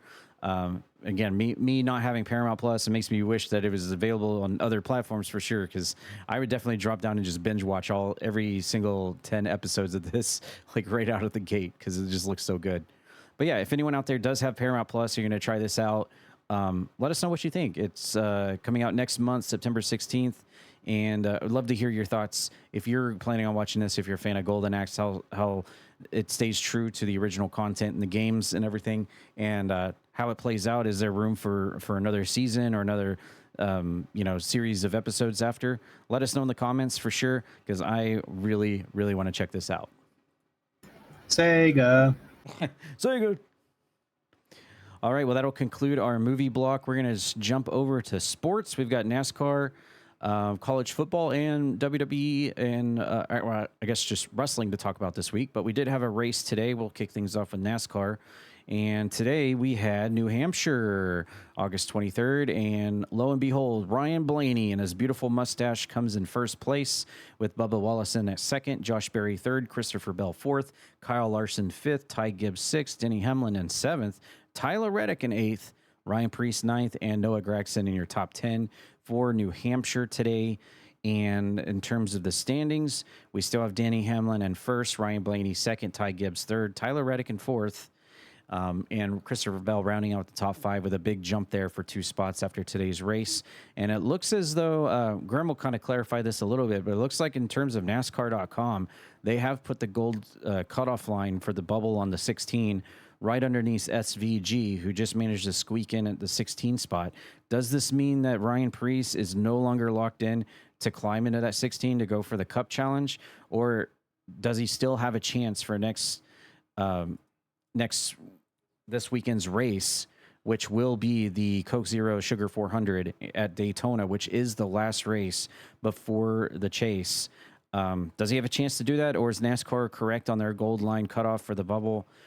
For that information, and more, I'll send it over to Grem. Yeah, I was kind of perplexed too when I was looking at the standings on that. I would assume that, if anything, the top 14 are in, not all 16, because, I mean, now granted, Ryan Preece would have to win both stages and win the race and have SVG pretty much finished dead last to leapfrog, because, I mean, according to the points, but I guess, since Ryan hasn't even had a top 5 finish this season, that could be part of it. I know maybe the wins could also be kind of helping SVG in this situation as well. So I'm a little perplexed on that too. I would assume, though, like maybe that's what they're thinking, that this is our top 16 and we're going to roll with it. You had mentioned that Christopher Bell moved up 2 spots. Chase Elliott moved down 2 spots. With one race remaining here, and it looks like everyone's kind of in after New Hampshire, we're pretty much most of them are just going to be kind of coasting at you said the Coke Zero.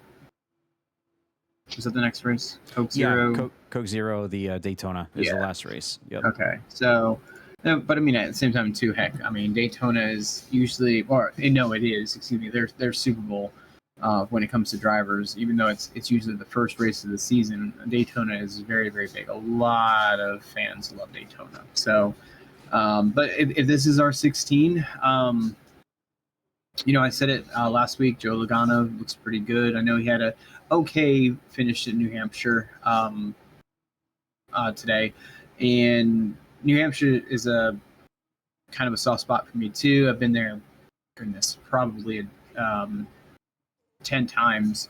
Or maybe not 10, but my father would go up there. We would rent out an RV, and our whole family would go up there to watch the races in New Hampshire. So I've been to that track a bunch of times, and it was, when I was kind of following along a little bit today, I really thought it was going to be Josh Berry who was going to get that win in the Woods Brothers car, but that is not what happened. He did move up 1 spot though in the standings from 30th to 29th. Josh Berry did, so kudos to him on that.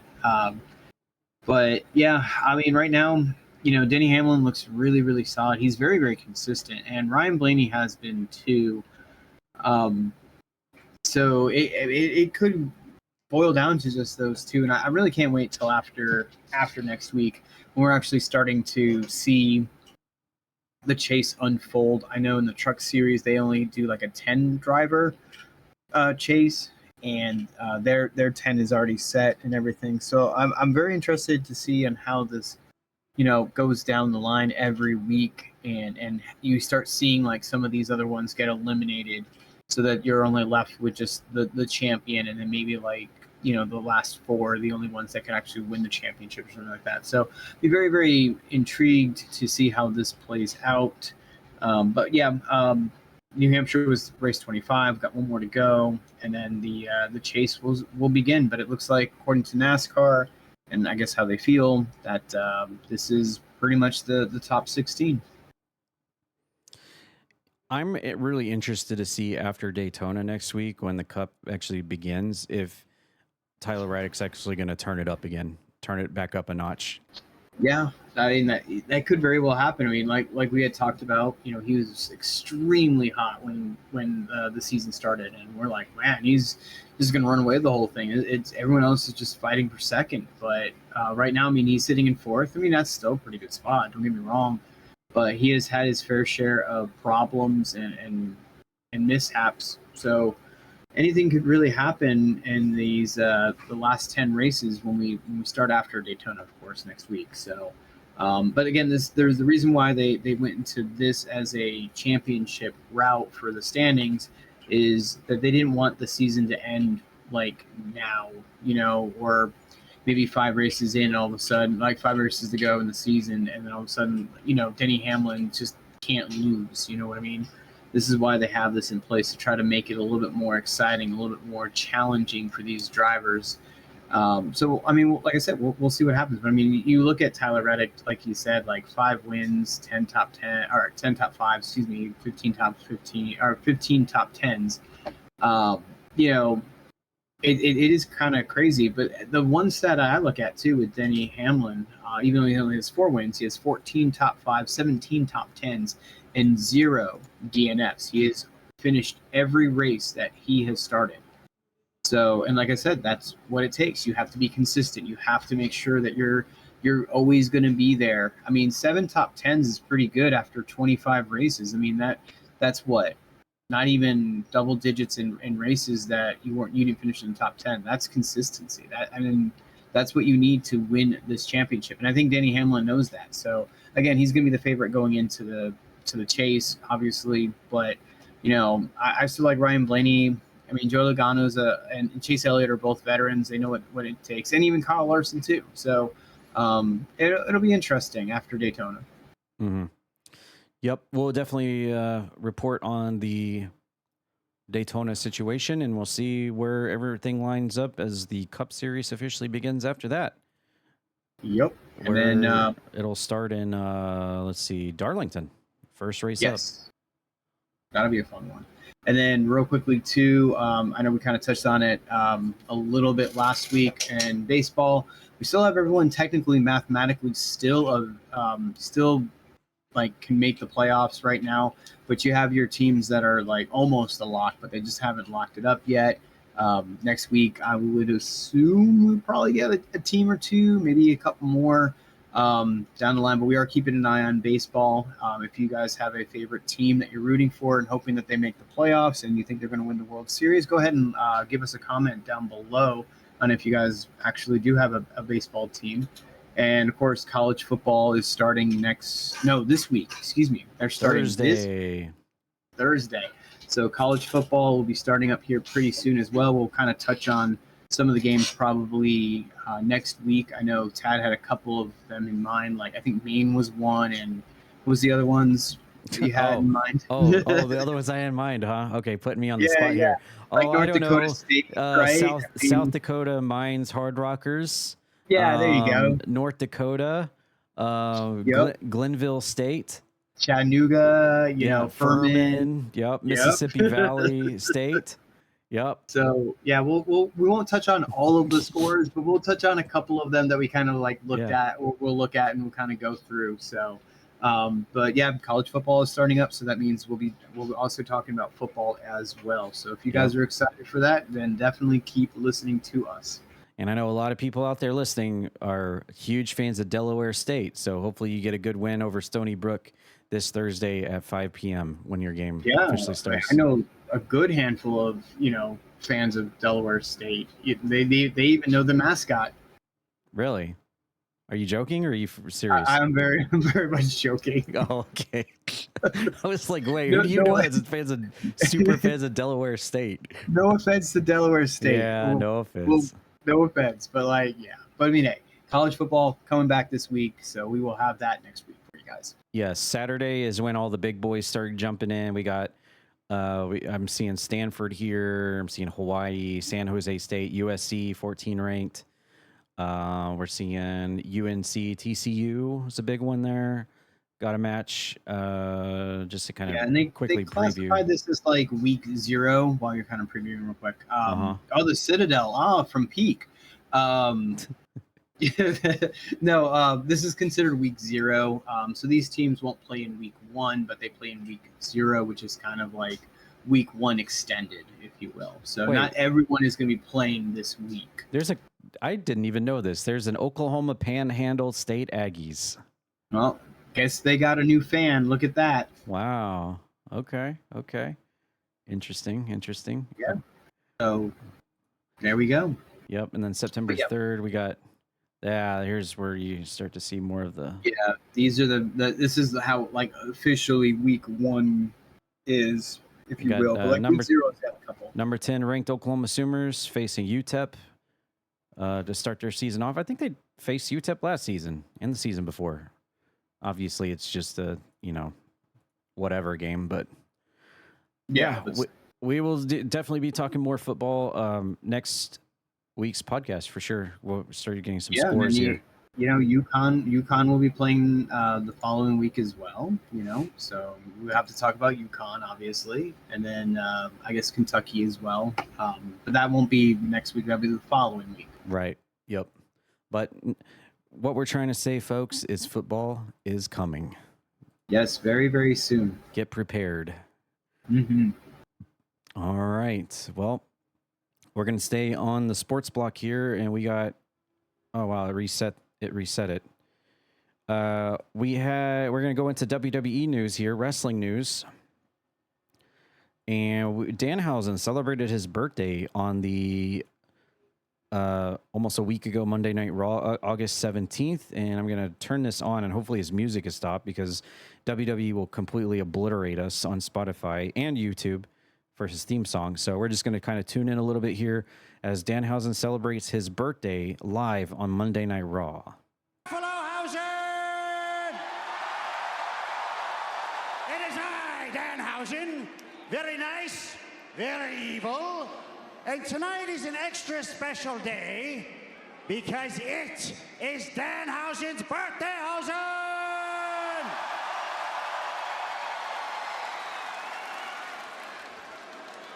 Yes, so to celebrate, Danhausen has decided he's going to give away some of his human monies. Now I ask you this, who wants it the most?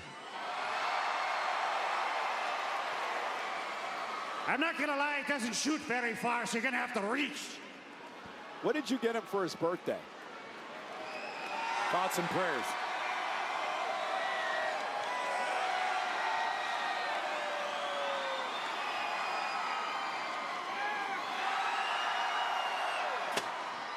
Should have bought him a new money gun. I told you it doesn't shoot very far. Don't worry, I'm gonna throw some at you now. Why don't you just walk closer to the crowd with the gun? Stop trying to inject logic here, Michael Cole.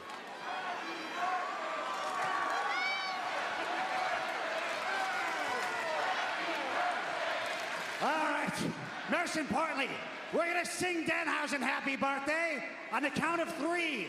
1, 2, 3. Happy birthday to you.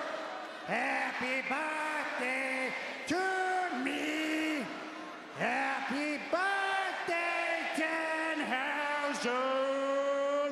Happy birthday to me.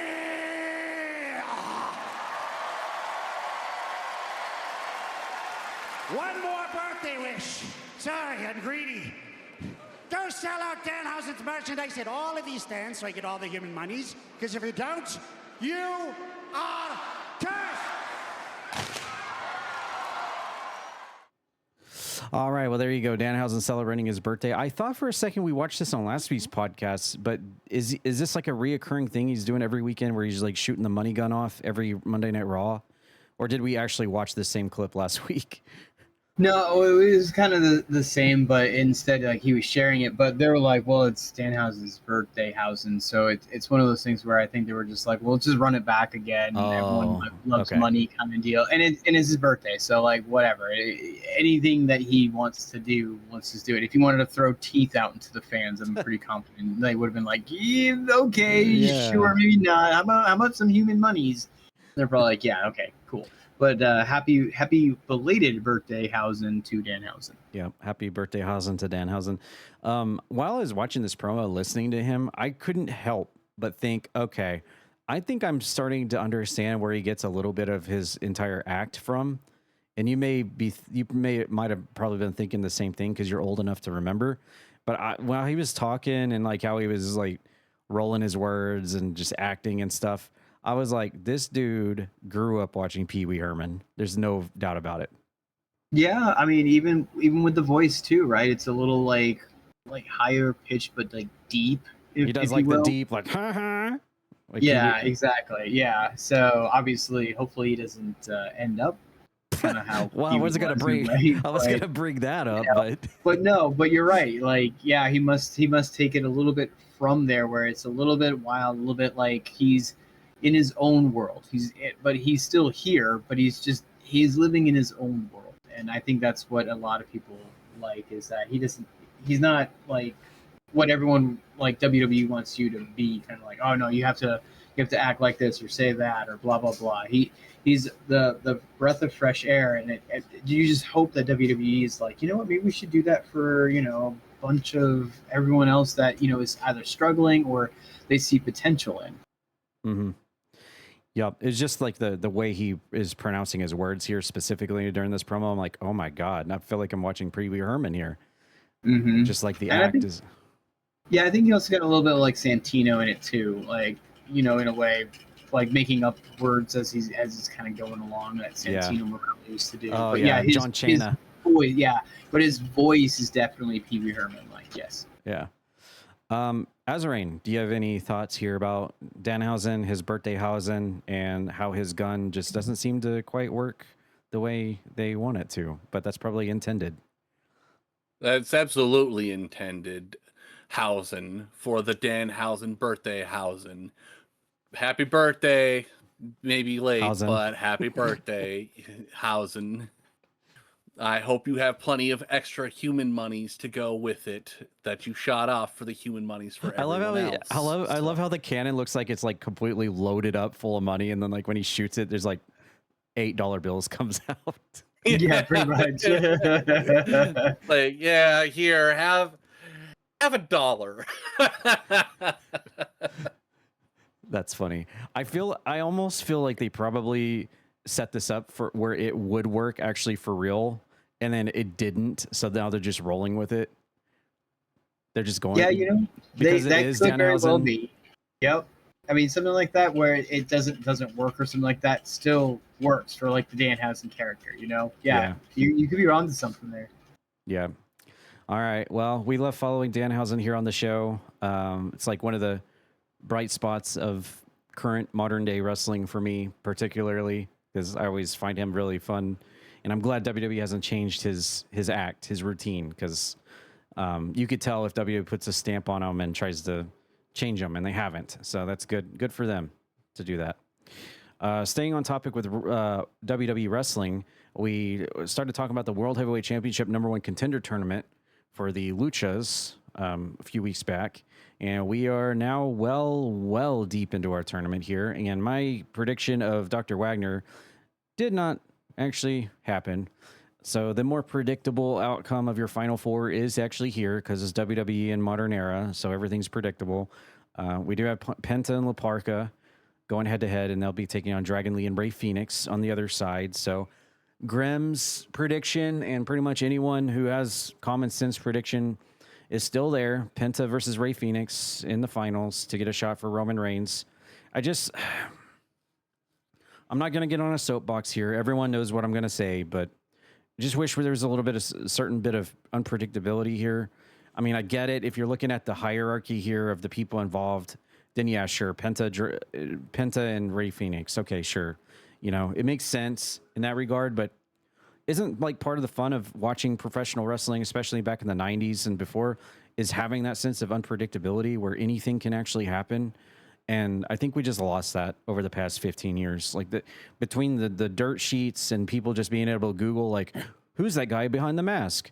Oh, they did a vignette for a superstar's arriving soon. Well, you can just get on Google or Wikipedia and find out immediately who it is.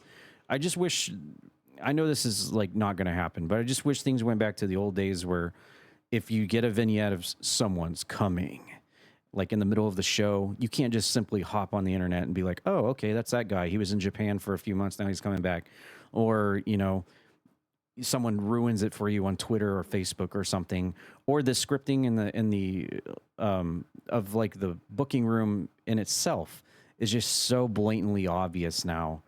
And I long for the days when wrestling was like, you tune in and it's like, oh, okay, did not expect that. I remember we watched the Royal Rumble each year together, and just every year, I will give them credit for doing the USO win. That was unpredictable. But then again, you can do unpredictable, and it can be a good unpredictable, and it can be a bad unpredictable. So I give them like 50% credit for doing that, because I don't think anyone expected USO to win the Rumble and then go to WrestleMania to get the title shot. So I will give them props where deserved. But if you're going to do that, you have to make sure it works for people. You can't just like throw a dart and be like, okay, that's what we're going with. It's got to make sense. It's got to be unpredictable. And for God's sakes, whoever's leaking all this stuff out to the internet and the dirt sheets and social media, you need to put a clamp on that so that wrestling is back to like the only people that know what's going to happen are the people involved, the few wrestlers involved, and those people in that booking room. And that does not leave those people until the thing has happened. All this leakage and stuff has ruined wrestling. And it's one of the things that I would say has ruined wrestling, that unlike how it was back in the good days, back when it was at its peak popularity. And, you know, again, I said I wasn't going to get on a soapbox here, but needless to say, we do have Penta and La Parka, and then we'll have Dragon Lee and Ray Phoenix. I think everyone's pretty much predicting that's going to be Penta and Ray Phoenix at this point. It'd be cool if La Parka won. I mean, he's not the original WCW La Parka, but he's still La Parka. And Dragon Lee, I mean, I think some people out there, Dragon Lee fans, would probably be like, it would be cool if he got a shot. He actually was able to get the win over Ray Phoenix and climbs that ladder to get that shot against Penta in the finals. But I don't see Dragon Lee getting the one-on-one against Roman Reigns. Then again, it could happen.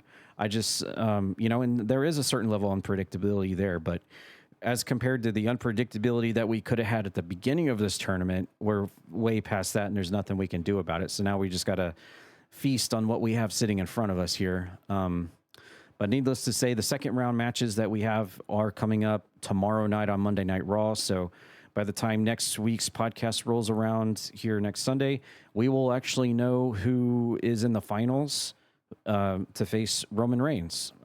We won't know who wins that, but we'll know actually who's the final two to get the shot. So here's to Penta and Ray Phoenix being those final two, right, Grem?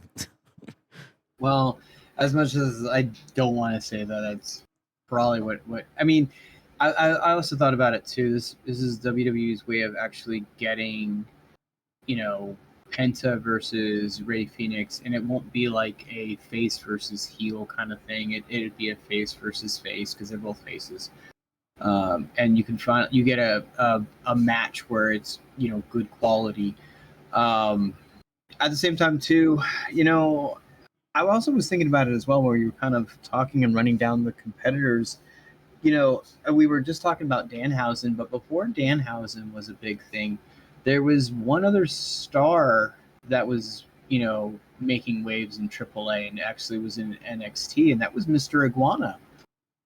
He was very, very popular, and a lot of people loved him. Heck, even Finn Balor made a demon puppet as well. I'm kind of surprised that, you could have maybe even thrown him into a tournament like this just to showcase him up on Raw or SmackDown, or AAA. I mean, not SmackDown, sorry, Raw or AAA.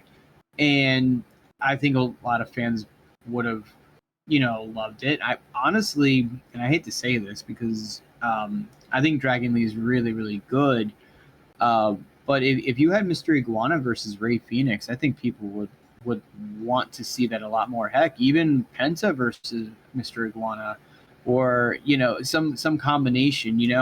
I think that would. It's a sillyish gimmick like Danhausen, Mr. Iguana is, but at the same time too, if you want eyes and you want people watching, and furthermore too, kids, because kids actually love the little puppet hand thing.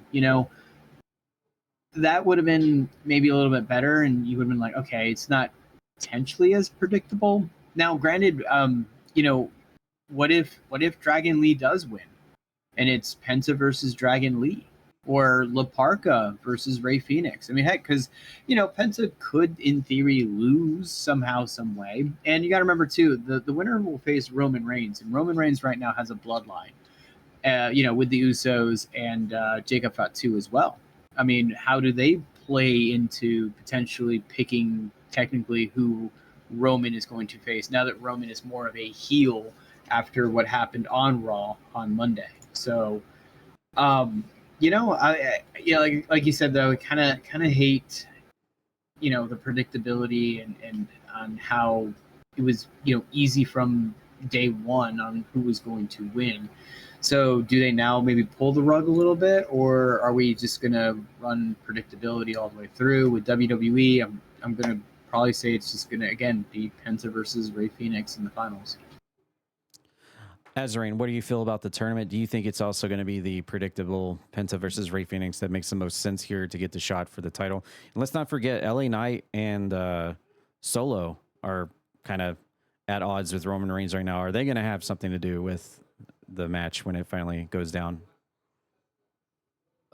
First off, as much as I don't want it to be, it probably is going to be, just because WWE has gone with what is safe to fill seats at this point, and that just makes it sanitary, it makes it bland, it makes it predictable.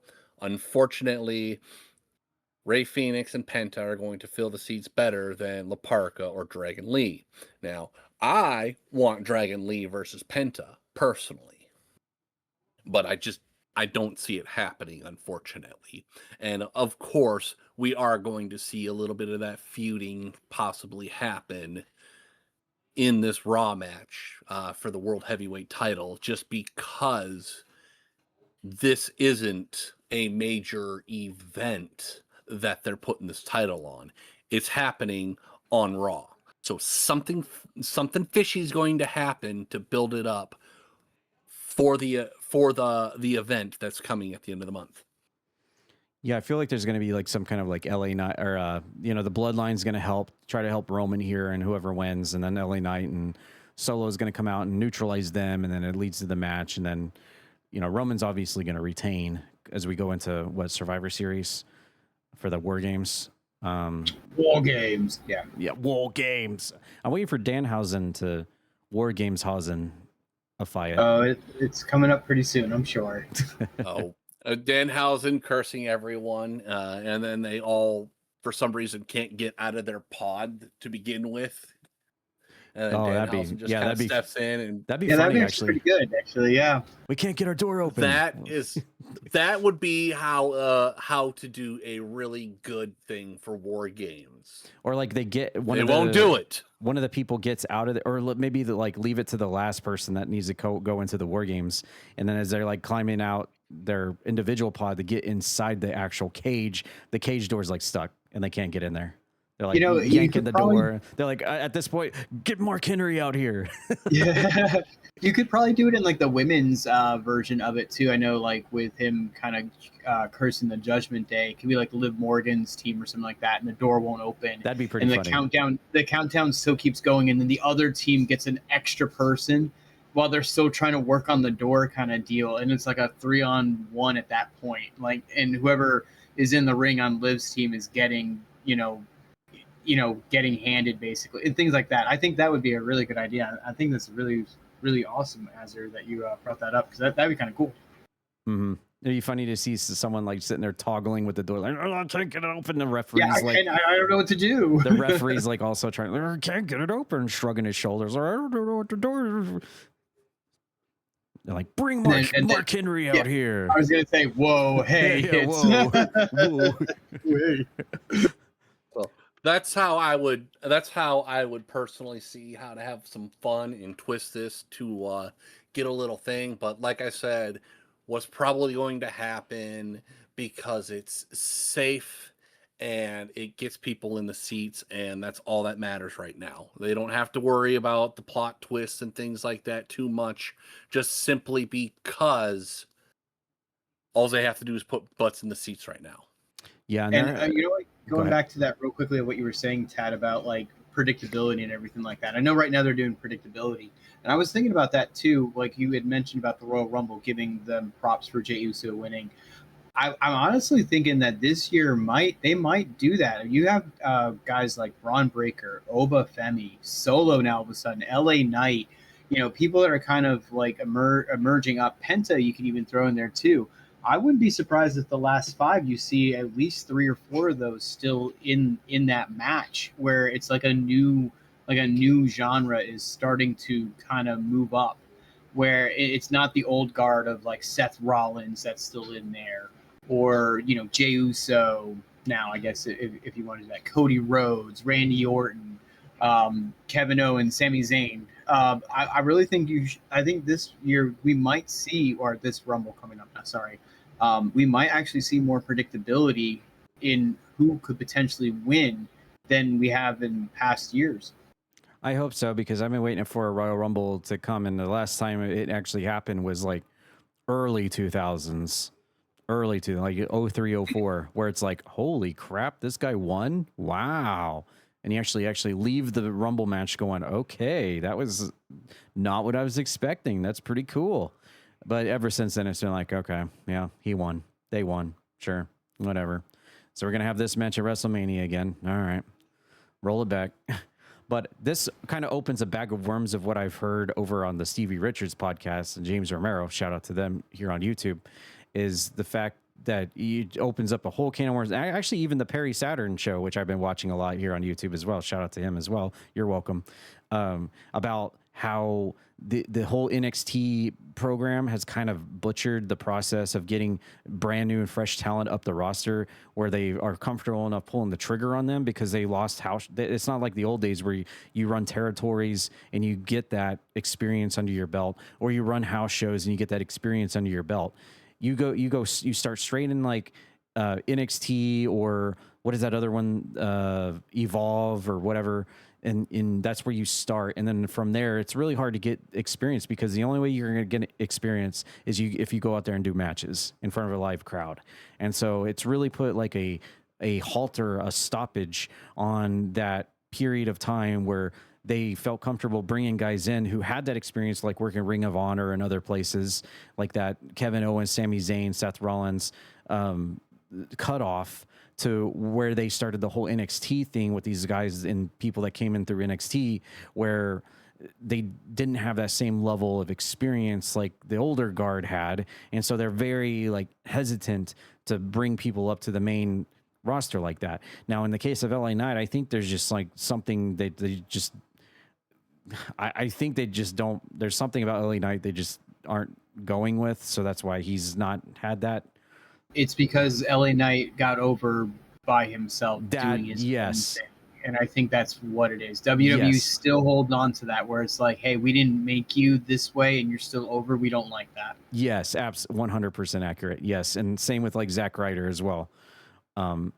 And I completely agree with that. But yeah, I don't know. Everyone that I listen to on the YouTube, on the wrestling for podcasts and stuff, all say the same thing. It's just not like how it was, where you could go and work territories, take a year off, go work somewhere else, build up your repertoire, get yourself in line, figure out how you're going to work your gimmick, your persona, and then when you're ready, you leave that territory, you come back, and then you're fresh and you know exactly what the game plan is. And on top of that, you have that, and then you sprinkle on top of that the fact that wrestling in terms of storylines and bookage and everything is not like how it was back in the 90s, where you basically let guys, everything was basically like suggestion based. Of course, Vince had the overall decision on things, but it was a lot more suggestion based. It felt like, for people to go out there and do what they're good at. Whereas now you have a whole team of scripters and writers that just script down and write down every single thing every single person has to say,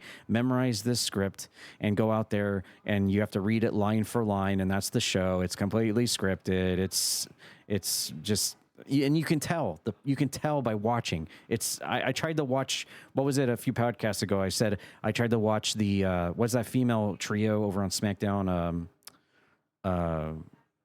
Fatal Influence, I think. Influence, yeah. Yeah, they came out and did a promo, and it was so cringy. I was embarrassed for myself watching it. I was like, okay, I cannot take this. Like, they came out and started like cutting a promo while they were walking down the stage in the middle of a match, and I'm like, ugh. This is embarrassing for myself, because you could tell it was just like they were just reading lines that they were given to them to memorize for that show. And that's why I think Danhausen is such a fresh breath of fresh air, is you can tell he's not going by scripts. You can tell he's not going by lines. They probably give him bullet points like they used to do when wrestling was good. Like, this is what we want you to go out and tackle, do it in your own way, but get the point across in your own way. Boom, done. That's all you need. Now it's everything's like word for word.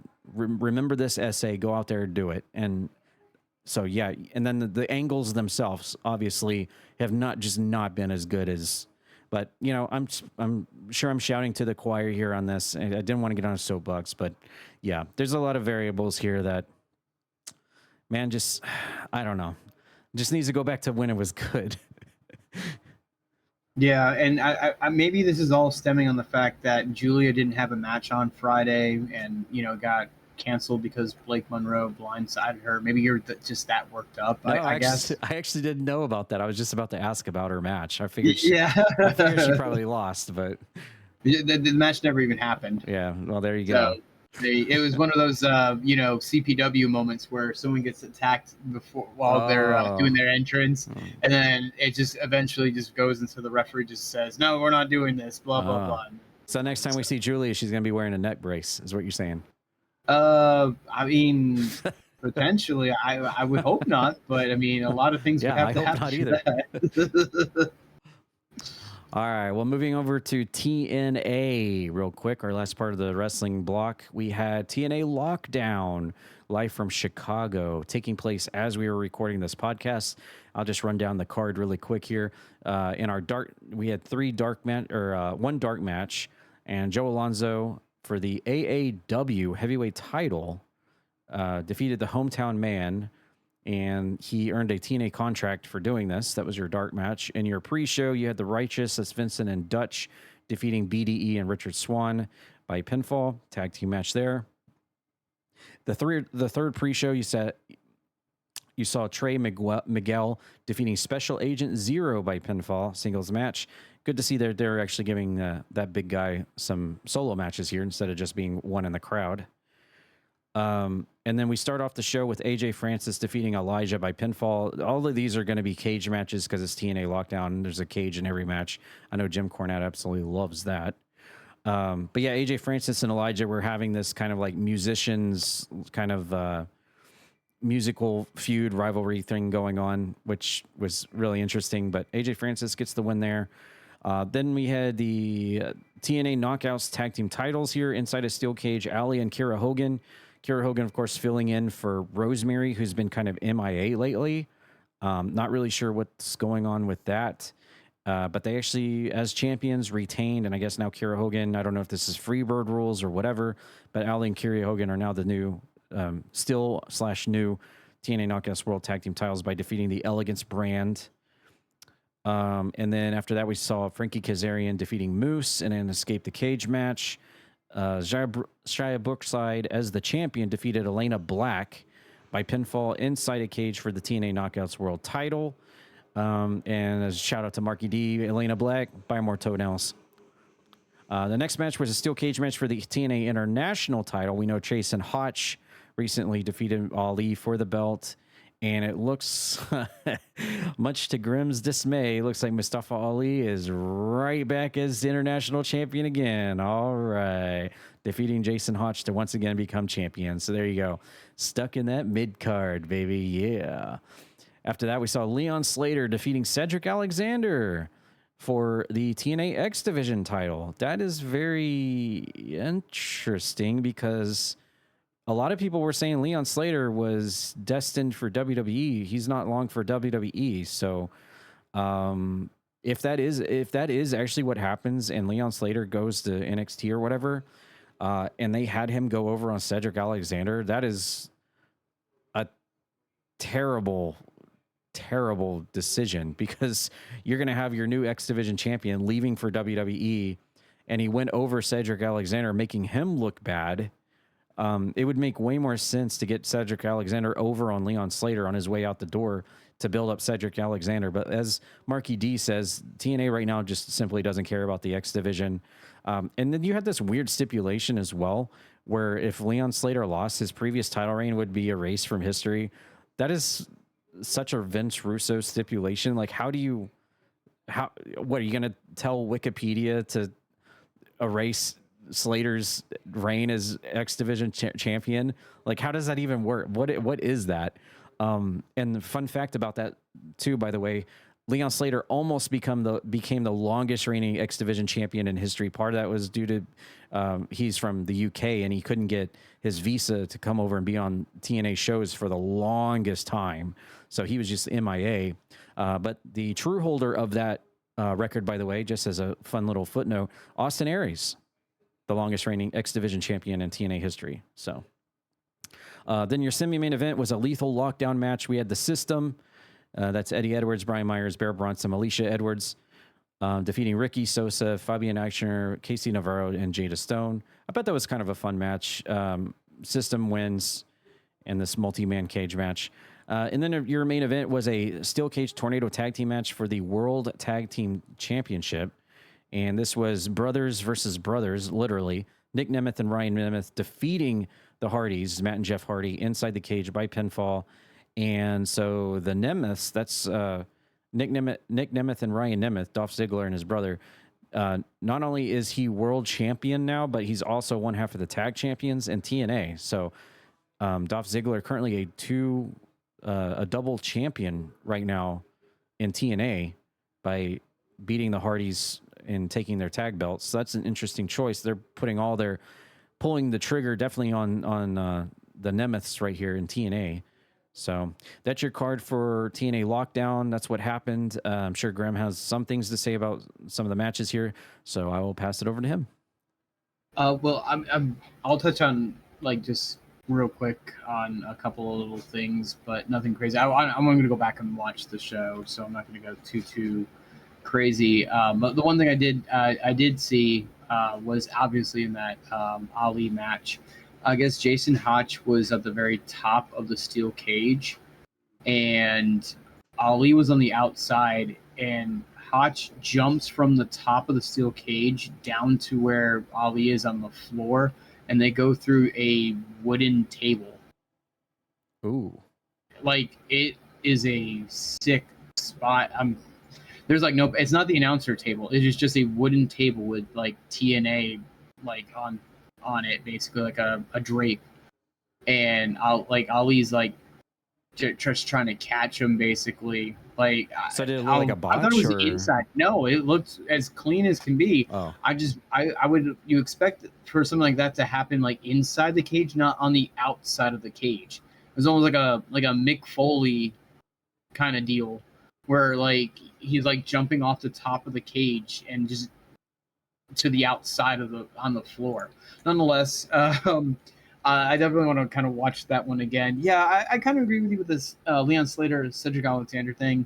Kind of weird, seeing how Cedric now is part of the System and everything like that. And they've kind of dropped that too, Moose doing his own thing and Cedric doing his own thing. It's just guys, you kind of made a storyline, but didn't really follow completely through. And then the Nemesis, I'm okay with that, even though everyone likes the Hardys. I like the Hardys too, but give Dolph. It's hard to keep saying this, like give him his flowers kind of deal, but you know what I mean. Like, I always still feel like WWE really didn't do him any favors, and for a guy that is can sell extremely well, his promos were good. I'm not going to say they were great. There were some memorable ones, but like they were good. Like you could feel like what he was trying to portray, and everything. I'm okay with it. I'm okay with Nick Nemeth to getting and doing things like this, because obviously from the rise there'll be a fall. So and it'll happen. And it was good to see Elijah and AJ Francis, two people that were part of WWE, kind of trying to find their footing again, if you will. Especially AJ Francis, I feel like got a raw deal on being in WWE, and Michael Cole kind of picking fun at him and everything like that. And I feel like TNA is just kind of like, we're going to stick it to him. And I think he's got a new purpose. He's got a new focus. So, good for him too. So I don't want to dive too much. Like I said, I want to kind of watch the whole thing. But yeah, it looks like I love these kind of matches too, like where it's like the pay-per-view has a theme and they stick with it, because like, for example, when WWE, welcome to TLC, where we have all these singles matches and then 2 TLC matches. Like, wait, what? Like, why is the pay-per-view called that if you're only going to have like 1 or 2 matches? Like, they all should be in a steel cage match, So, good on TNA for keeping that kind of alive, if you will. All right. Well, we'll see how long the Ziggler reign goes as double champion in TNA. And I'm really curious about the whole Leon Slater thing. If he's out of here in a couple of weeks, man, what a terrible decision on that part. But we'll keep an eye on it, TNA. We always keep one eye on TNA and AEW here at Toe Talk. All right, we're going to move into our last segment of the podcast this week, our 25th episode of Toe Talk Podcast. I'm going to talk about what I was streaming this week. Outside of CPW, which we'll get to in a second, we had several streams this week. Holy crap, are you kidding me? We had the Halo campaign Evolved achievement run actually take place this week. We had a 2-part stream this week, 1 part, 2 parts, and we were going for the Lazo achievement, which is Legendary All Skulls on the Xbox, trying to go for all achievements. Closing Sniper is there to help me guide through the entire campaign. Coke Soda Can was there as well. We constantly had a 4th spot open. I know Regeki joined us for a few maps there towards the end to be our 4th guy, but basically we're using that glitch, that exploit that we talked about here on the podcast a few episodes ago about getting through the Halo campaign Evolved on Lasso difficulty. And to get that achievement, there's like an exploit you can do where if someone has already done it, they can collect the skull and it just automatically counts for you as well, while also toggling on some of the best sliders that you can possibly do, like nerfing your health bar and your damage output and your damage input to the best possible variation you can set it to in the game. There's sliders for all those. You can set it to the easiest setting and still get the Lazo achievement through co-op. They actually patched it if you're trying to do a solo, but they've left it in there in place for multiplayer. So yeah, between these 2 streams this week, we made it all the way to the final 2 levels. We've got Keys and the Mall left to do this, and then I will have that achievement unlocked, and super stoked and happy for that, because that was the one achievement I was really worried about in that entire Halo campaign Evolved. All the other ones, not too worried about. That'll be for a casual playthrough on literally any difficulty, and I can basically knock out all the rest of them real easy. Just got to get that Lazo one done. And then outside of that, we had a multiplayer stream last night where we were going to play a series of different multiplayer games, but in almost 6 hours of streaming last night, all we did was Among Us. And boy, is that a game about lying and deceit. I love it. Absolutely love it. It's funny to think that this game we played a while back on a different channel, and we'd play it here and there, maybe a few times. But then one random just burr in the butt back at QuakeCon decided, you know what, let's actually play this. Let's jump on this. And it was like a really fun, like refreshing feeling to come back to Among Us and have enough people to play in it where it actually is fun, because no one wants to play Among Us with like 4 people. It gets boring real fast. You just can't play the game with that. But if you have a full stack like we had last night, like we had back at QuakeCon, boy, is it so much fun. So much. Every game is a different game. The situations are always different. I know there's different maps, and I know there's different variables you can adjust, but there's just something about playing the base, the starting map that is just iconic, where people aren't trying to figure out where things are, what to do, or whatever. If you play on the map that everyone knows, then it eliminates the problem of like not knowing where anything is, and you know where things are and what jobs and tasks you need to do. And then it just becomes the point of like, okay, who's the killer or who's the killers? And I think that's a lot more fun than half the people or most of the people playing on a brand new map and not knowing where anything is or what these new tasks are or whatever. It kind of distracts from the point of the game that you could play while playing on the base level. So we just played on the original level. We had 1 killer, sometimes we had 2 killers most of the time, and just the different variables that we ran into in the game there on Among Us was a lot of fun. Definitely really happy we added it to our rotation, and other than Jess Asylum and Lady Lavin, everybody got to be the killer at least once. So that was a lot of fun there. And also Celeste was co-streaming with me last night on that. So shout out to Celeste on the co-stream. All right, but that was what I was doing this week in Croakitoad. We're going to move over to the CPW report here, and I'll just quickly run down the card real fast.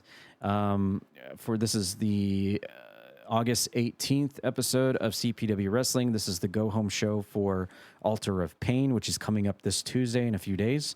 To start off our night, we had Kitten defeating Vampy in a one-on-one women's match, 4-star match rating. This was just a match between 2 ladies to kind of adjust things over on the women's title division. Kitten was able to move up to the number 6 rank at a 7-6 rating here by getting a win over Vampy.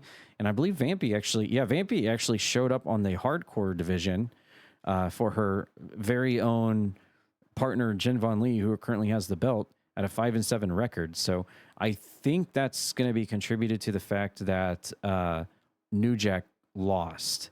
And so that bumped up some people up. So Vampy is now back on the board despite losing to Kitten in the opening match. The next match was Honey defeating Buttons, 2-star matchup. Honey was on her way to the ring. Buttons ambushed her before the match. And, well, it didn't pay off because Honey gets the win. And remember from a few weeks ago, Honey actually had one of the worst, if not the worst, losing win-loss records in Season 3. She's no longer there on the board anymore because now she has 2 wins under her belt. I don't think that's enough to get her on any of the title ranking pictures yet, but I mean, that's a step in the right direction to get 2 wins compared to having the worst win-loss record in Season 3. So she's on a roll there, and Buttons certainly didn't need another loss there.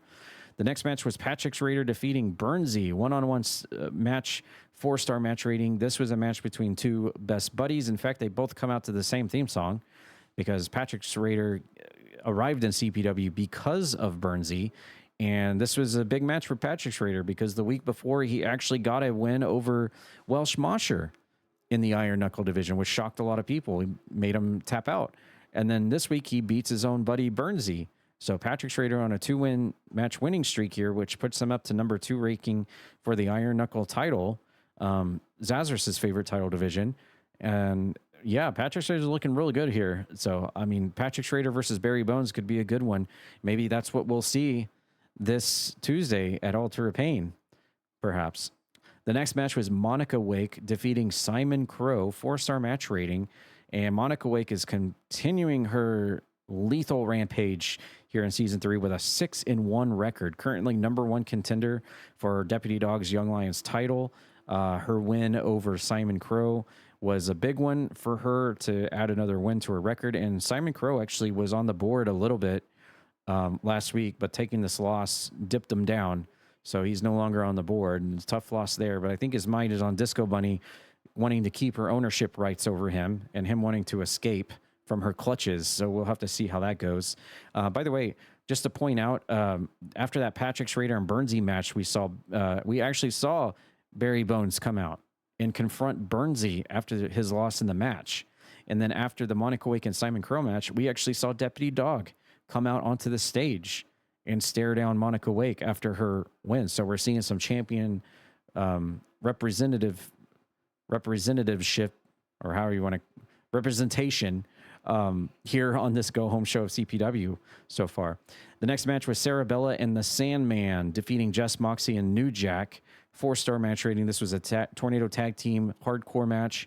Sarabella has obviously been feuding with Jess Moxie lately in the hardcore division, and this is no different here. Sarabella, another win over Jess Moxie, and you just throw in some ECW legends in the middle of this thing, and it was just all-out chaos, just brutal violence that you would expect in the hardcore division. And I have a feeling Sarabella and Jess Moxie is destined for a hardcore showdown at Altar of Pain this week. It's just going to happen. These two have been fighting each other for several weeks now, and it's just building up to that. And in terms of the hardcore division, Sarabella is actually currently number 6, and Jess Moxie is right above her at number 5. So if that were to happen, it just all the stars are aligned here to have these two have their own little bout within the hardcore division for sure. Then after that, we saw a 5-person ladder match for a contract hanging above the ring to face Piranha for the Cruiserweight Championship. This was a 5-star match. We saw AJ Jacobs, Jimmy Zaz, Rasher, Puppy, and Volano all participating. The funny thing about this match is AJ Jacobs and Puppy were at each other's throats the entire match, despite, being best friends. So that was really funny. Good to see Volano back in action once again as well. Jimmy Zaz having the opportunity to once again establish another belt. He was the first ever television champion. He almost became the first ever cruiserweight champion, but lost to Piranha. So Jimmy Zaz just seems to be in that seat there in CPW history. But it's AJ Jacobs winning big, getting the contract. He will get a title shot against Piranha at Altar of Pain for the Cruiserweight title. Big win there for AJ Jacobs, who currently is not even ranked on the Cruiserweight board right now. So that just goes to show right there that while the title rankings are a good thing to kind of base things on forward on, it doesn't always dictate the booking of the matches, because AJ Jacobs is not in the top 7 for the Cruiserweight title right now, but he is getting the title shot. So if he wins, that will certainly shake up the division, I'm sure. After that, we saw Strauss. Okay, this was wild. Okay, we had the Kappa title match for last week, 4.5 match star rating. Azarain, Alessandra, and Miles were all back together as a trio once again to defend the Kappa championship for an unlikely soul. And it was Strauss Zelnick, the president and CEO of Take-Two, the video gaming company, who has been trying to infiltrate CPW, and Thaddeus has not liked it one bit. It was Strauss Zelnick who upended the curse of the Kappa championship held by Azarain and friends. Strauss Zelnick is currently the new Kappa championship, and after 49 days of terror, the Unholy Union have been dethroned as Kappa champions by who else but Strauss Zelnick. What the hell, man? This was definitely one of the crowning moments of season 3 of CPW. We were sitting there wondering, we were talking about here on the podcast, like, who's going to be the one? Who's going to be, eventually it's going to happen. Someone is going to beat the curse and get the Kappa title back. Who's it going to be? We thought it was Lady Lavin. Shadow Chrono had a chance, but lo and behold, it's Strauss Zelnick. Wow. Just wild. I'm looking forward to seeing what the retaliation of this is, if there even is one, from Azarain, Alessandra, and Miles Wildmore. Of course, we know they just do it for the fun of it, for the thrill of it. They never really do anything personally against anyone. They just love doing it because they love doing it in their own little world. So they probably in their own minds just don't even think this is a loss. They're just, just having fun each week at other people's expenses, of course. The next match was Raji defeating Spinny, 4-star matchup. This was a match for the world title division. Raji bumps up a spot to number 5, and he knocks Spinny off the board, which allows Cassie Ryan to come in number 7. I'm sure he appreciates that. Raji now at a 7-6-1 record, right underneath Grem, and we know about that historic matchup there between Raji and Grem, especially here on Toad Talk Podcast. But Raji getting a win over Spinny was big for the mid to low part of the world title ranking for sure. Then after that, we saw Big D, who is the big talk of the town here in CPW last week, coming out to take on Psycho T, 4-star match rating. And Big D coming out of nowhere. We hadn't seen him at all season 3 at all. Comes out, defeats Domino last week, then comes out and beats the world champion the following week, 2-0 record. Big D can do no wrong right now. Currently the #1 contender for the world title and the international title and the Iron Knuckle title, by the way, is Big D with that 2-0 record. And I think he's more likely to get a shot against Grem Weaver than he is Psycho T, because I think Grem and Psycho T have that date with Destiny with one another in the world title ranking. And I think everyone would love to see Grem Weaver versus Big D at this point. You've got the Hunter as the champion taking on the undefeated Big D. That's just writing itself for the international title. So we'll see if Big D has impressed Eric Bischoff enough. I mean, I don't know. I could see it because he did pin the world champion non-title. So is that enough with only 2 matches undefeated to get a shot against Grem Weaver? Otherwise, you look down at the list. Nathan Moore's currently got the tag title shot, so he's preoccupied. After that, you got Azarain. And then Zozakin, who's already had a shot against Grem Weaver. And then after that, Rock Hard Meat, who lost the belt to Grem Weaver. So you've got an argument whether Big D at 2-0 gets the shot, or you go underneath that. It's Azarain at that point. So very interesting dynamic there for the international right now. After that, we had Spike Ryan defeating Connie, 3.5 match star rating. This was a very interesting one because it was originally Wizard Boz that came out onto the stage and acted like his arm was hurt, and then he motioned to the back, and Spike Ryan came out to replace him to have this match against Connie. I'm really interested in what this dynamic is between Wizard Boz and Spike Ryan, because Wizard Boz lately has been teaming with Linky and Connie. We thought that they were all, bygones were bygones. Everything's fine. They've had several tag matches with each other, but some reason, Wizard Boz got injured back, and it was Spike Ryan who took his place in this match against Connie. It was going to be Wizard Boz versus Connie, just in a regular match. Spike Ryan took the place, gets the win, 3.5 match star rating.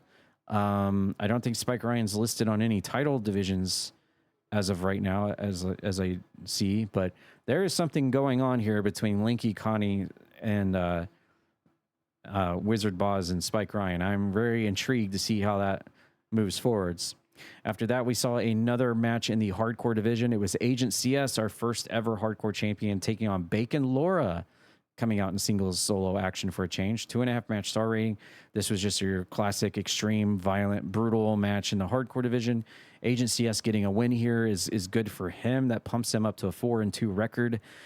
Bacon Laura was previously on the board, but her loss here knocks her out of the top 7. So Agent CS looks like he might be the next one in line for Jin Von Lee's 138-day, as of now, reign as hardcore champion. Currently the longest running champion in CPW right now is Jin Von Lee.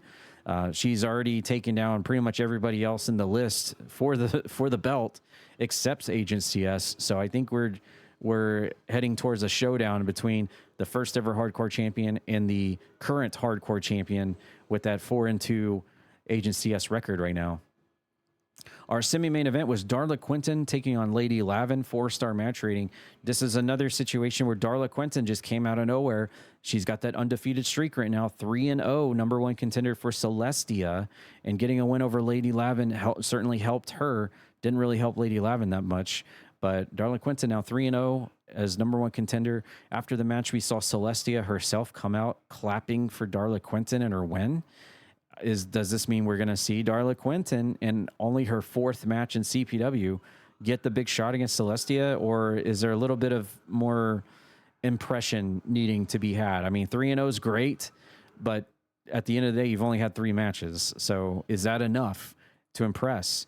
You've also got Monica Wake in there as #2 spot. Well, we know seems to be more preoccupied with Deputy Dog. Alessandra's in there as well, but taking that loss to Strauss Zelnick certainly didn't help. That drops her down to the 3 spot, 6-2 rating. Disco Bunny and Lucinda moved up the ranks, and now you have Kitten and Maggie Moore. They're at the very bottom of the women's ranks for Celestia. So it's shuffling around. I think the women's title shuffled around more than any other belt this week. Lots of movement there on the women's side of things. We'll see if Celestia actually gets that match against Darla Quinton this week at Altar Pain. And then, of course, our main event was a big match with tag team implications for the tag division. 5-star match rating was Nathan Moore and Rogue, FAFO, defeating the Titans, Anubis Khan and Welsh Mosher. We knew this was a match that was just waiting to happen. It was a match to see who would take on Morzel and Mr. Kantoff for those tag belts. The Titans, unfortunately, with that loss, have been bumped off the board as of now, which puts the Rock Hard Meatballs back in the picture. FAFO currently 6-0, undefeated as a tag team. They are set to take on Morzel and Kantot for those World Tag Team titles, those belts that they've held twice now and are currently have held for 117 days together. Will it be Nathan Moore and Rogue to win the belts a second time? Last time they held them was October 21st of last year. So almost a year ago was when Rogue and Nathan Moore last held them. But that is actually a confirmed match for this week's Altar Pain. The rest of the card for Altar Pain will be posted shortly through the Discord, probably tomorrow, so you can check that out. But yeah, this was a big show to head up into it. We saw a lot of storylines. We had a promo from Asterial where she basically cut down every single women's competitor in the division. Even had some things to say about the World Heavyweight Title division as well. Asterial was scathing words there. We saw lots of champion stuff taking place throughout the show as well. Jen Von Lee actually cracked Agent CS in the head with the hardcore title after his match, by the way. Figured I wouldn't leave that out. And also, by the way, in the main event, right after Nathan Moore and Rogue won over the Titans, of course, Morzel and Mr. Kantok came out and just absolutely bean-boozled them after the match and ambushed them to end off the show. So there you go. That is your rundown for this past week's CPW show, August 18th, go-home show before Altar Pain, coming up this Tuesday. We can see the rankings here thanks to our trusty CPW webpage over at croakitoad.com. For any other aftermath thoughts for the other two, I will pass it over to Grem here. Match of the night.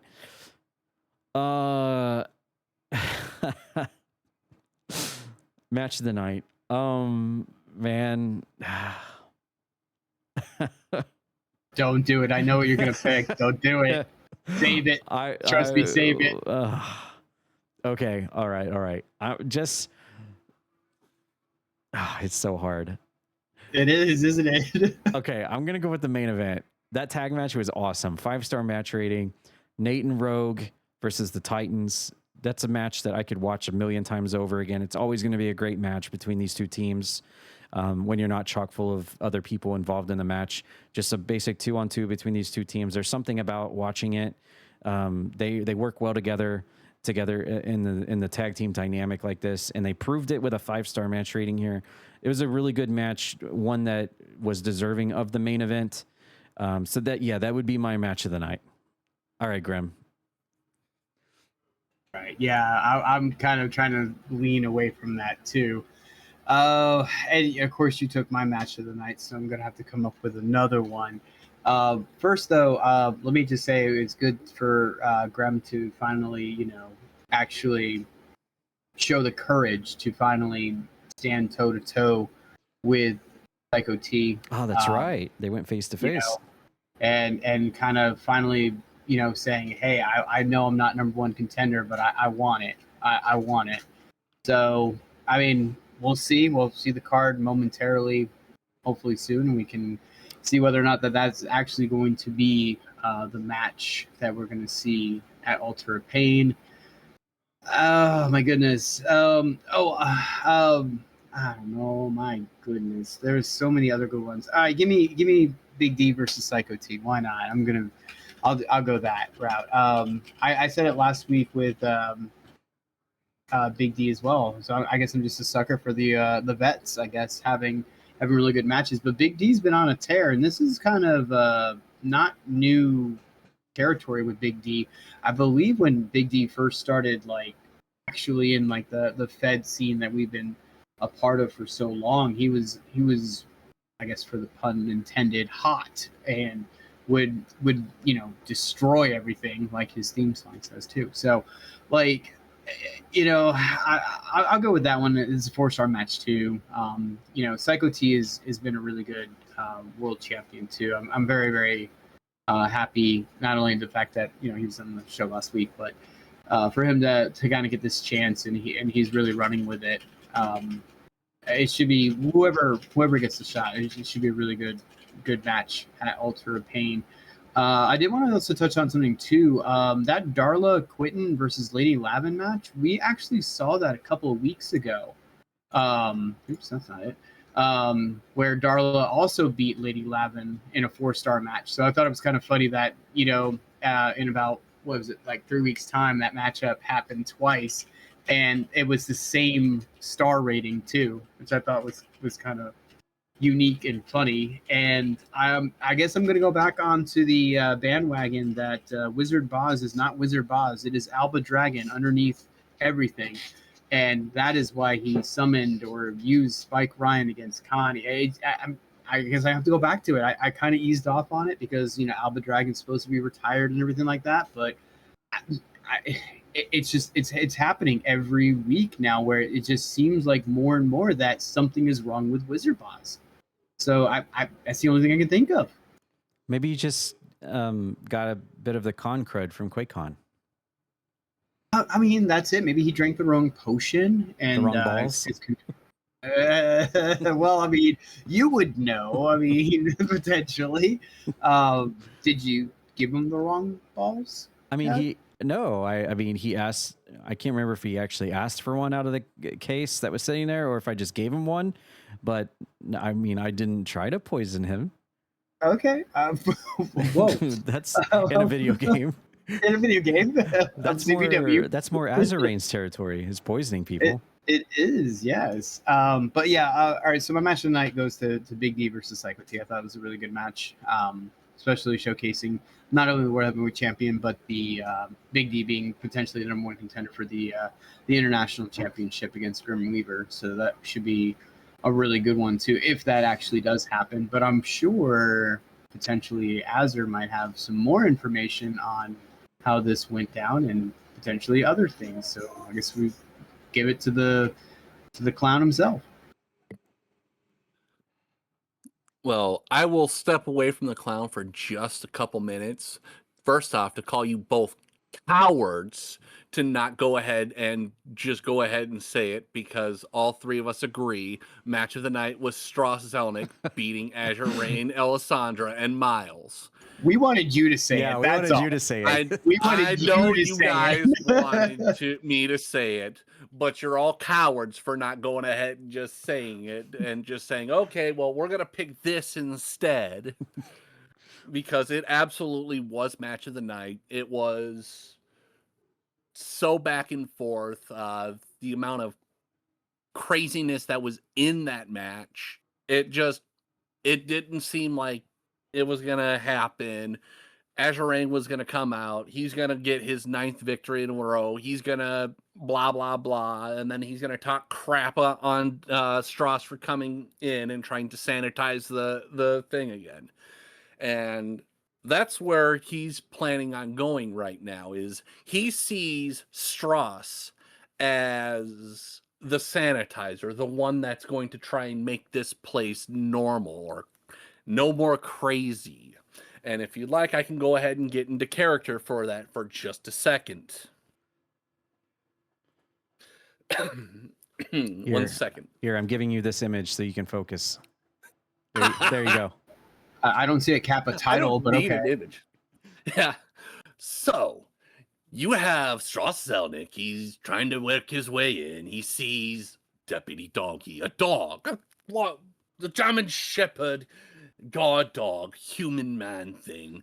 And he's like, no, absolutely not. And then all of a sudden, he manages to sneak in with Chrono and whomever to kind of watch them in their match, and then all of a sudden he's doing his thing, trying to get to Bischoff, and all of a sudden he's here. He's fighting me. Normally I give zero cares. Who cares about a loss? It's silly. It's funny.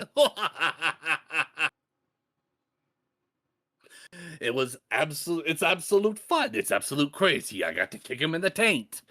Who cares? It's fun.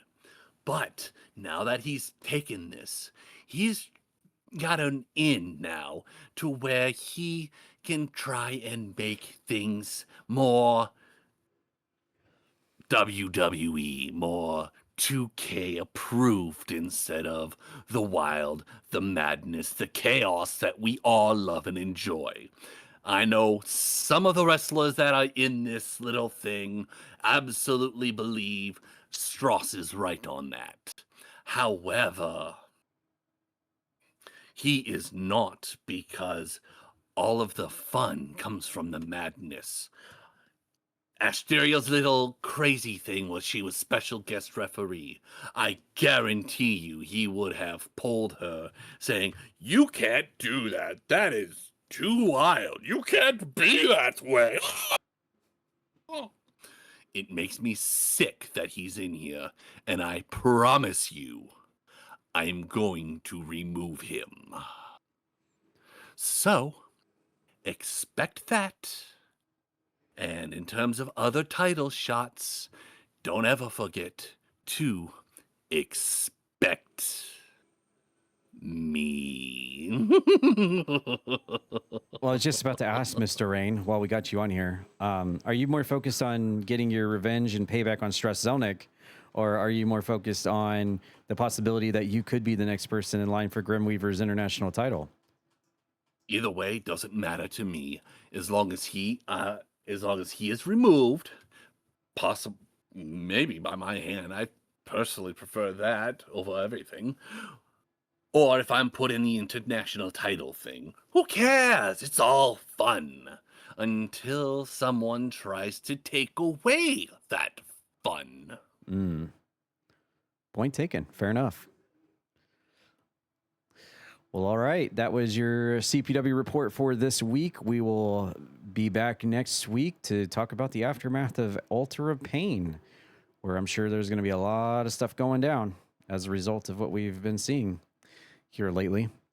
Okay, with that being said, we are going to jump into the Croakitoad stream team for this week. And I'm having to do something here at the last minute because I completely forgot. But we're going to go over all of the things that you all have been doing this week here on the Croakitoad stream team and reveal our streamer of the week, which will be our last segment of the show. So let's, okay, here we go. You know what? I'm almost tempted to just grab one from last night because I'm sure there's probably something from last night that is deserving of clip of the week. I'm sure. Probably, yeah. I mean, After probably that. not gonna miss out on anything, you know. Oh, as a matter of fact, what do we have here? Tell me this is one. I don't know if this is actually the moment. I mean, we don't want to. Oh my God, it is. Okay. Oh no. We're gonna end things off on a great note here for clip of the week. Just stand by, ladies and gentlemen. We got you. But before we get to that, we're going to talk about what all of you have been streaming this week here in the Croakitoad stream team. And we'll just go through that real quick here. We had Zozakin, who was playing Super Mario World, Super Sokoban. And I was actually watching him stream that game. It's like a very, it's like a box pushing game, puzzle game. Very interesting. And then, of course, his Archipelago Weekly World Heavyweight Championship. We had Atomic Bomb 1980, who is celebrating his affiliate anniversary this week. And he was playing a bunch of games: Assassin's Creed Brotherhood, Lord of the Rings, War in the North Legacy Edition, Shantae and the Seven Sirens, Resident Evil 5, Words on Stream, Barbie Project Friendship. All right, I know about that game.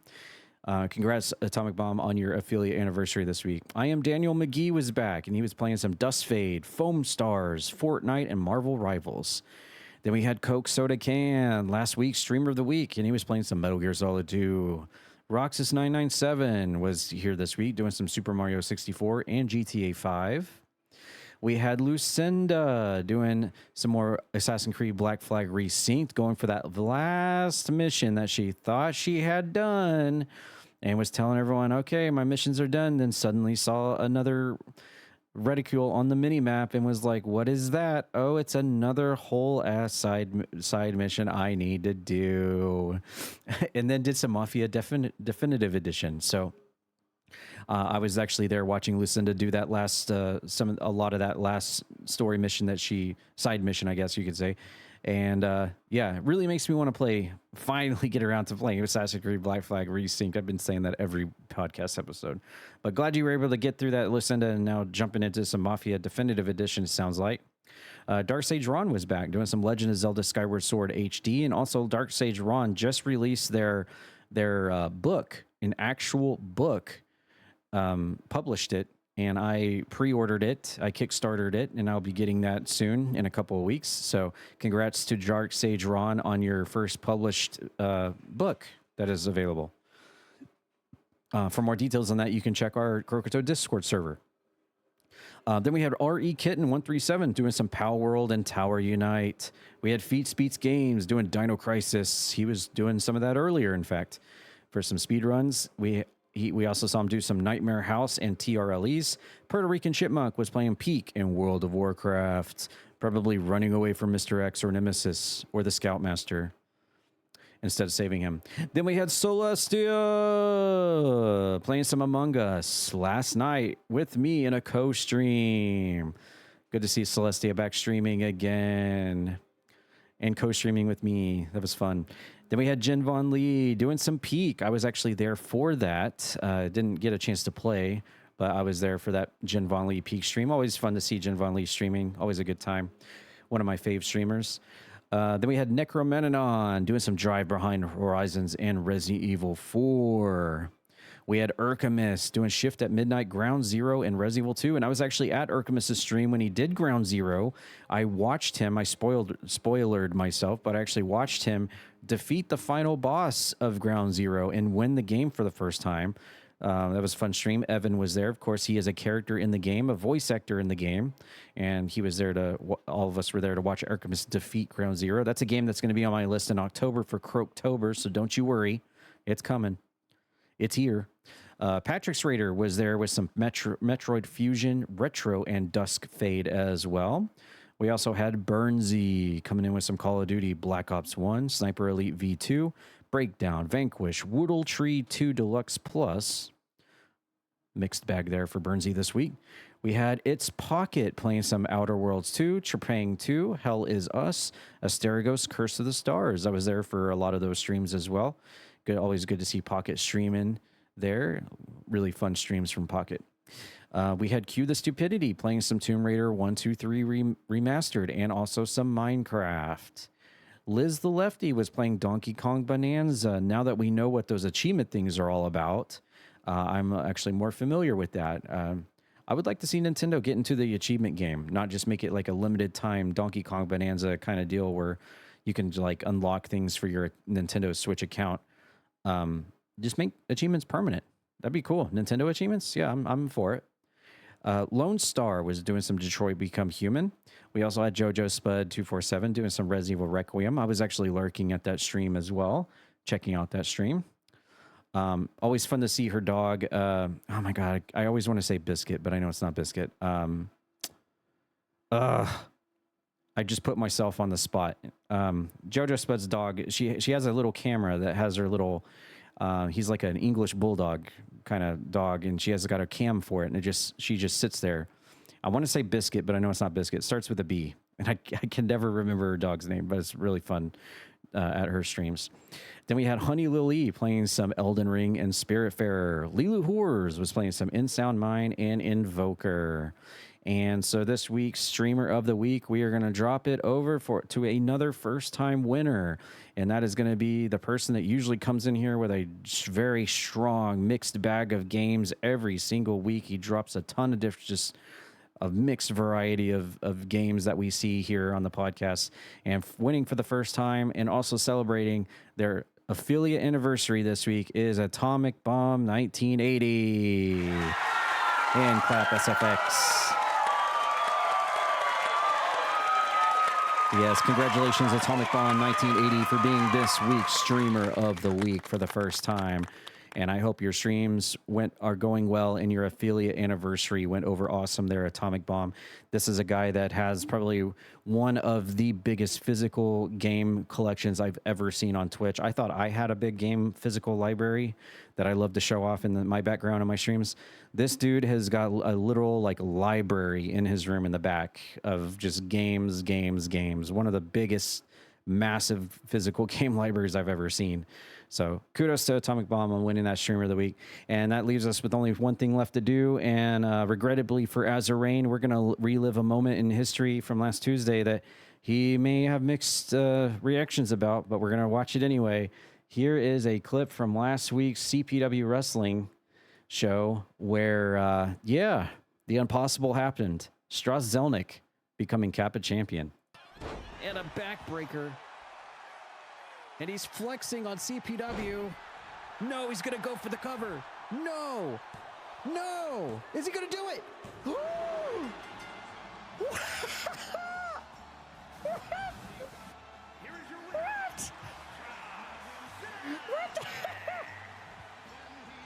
And I need to mute that because that is actually whatchamacallit singing that song, Frank Sinatra. That's his song in the game, so hopefully we don't get killed on that. But yes, that is Strauss Zelnick winning the Kappa title from last Tuesday, much to the chagrin of Azarain, I'm sure, and friends.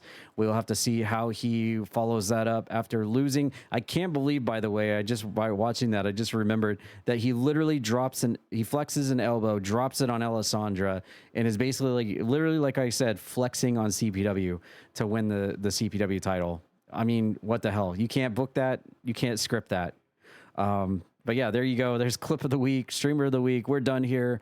Thanks everyone for listening again to our 25th episode of Toad Talk Podcast. Appreciate you all. Make sure to turn in those hashtags for this week for the GTA 6 giveaway over on YouTube. And remember, you have a 7-day window over on Spotify to go back through all of those episodes and turn in those special hashtags for that specific week into the Spotify comments to get your entries back for GTA 6.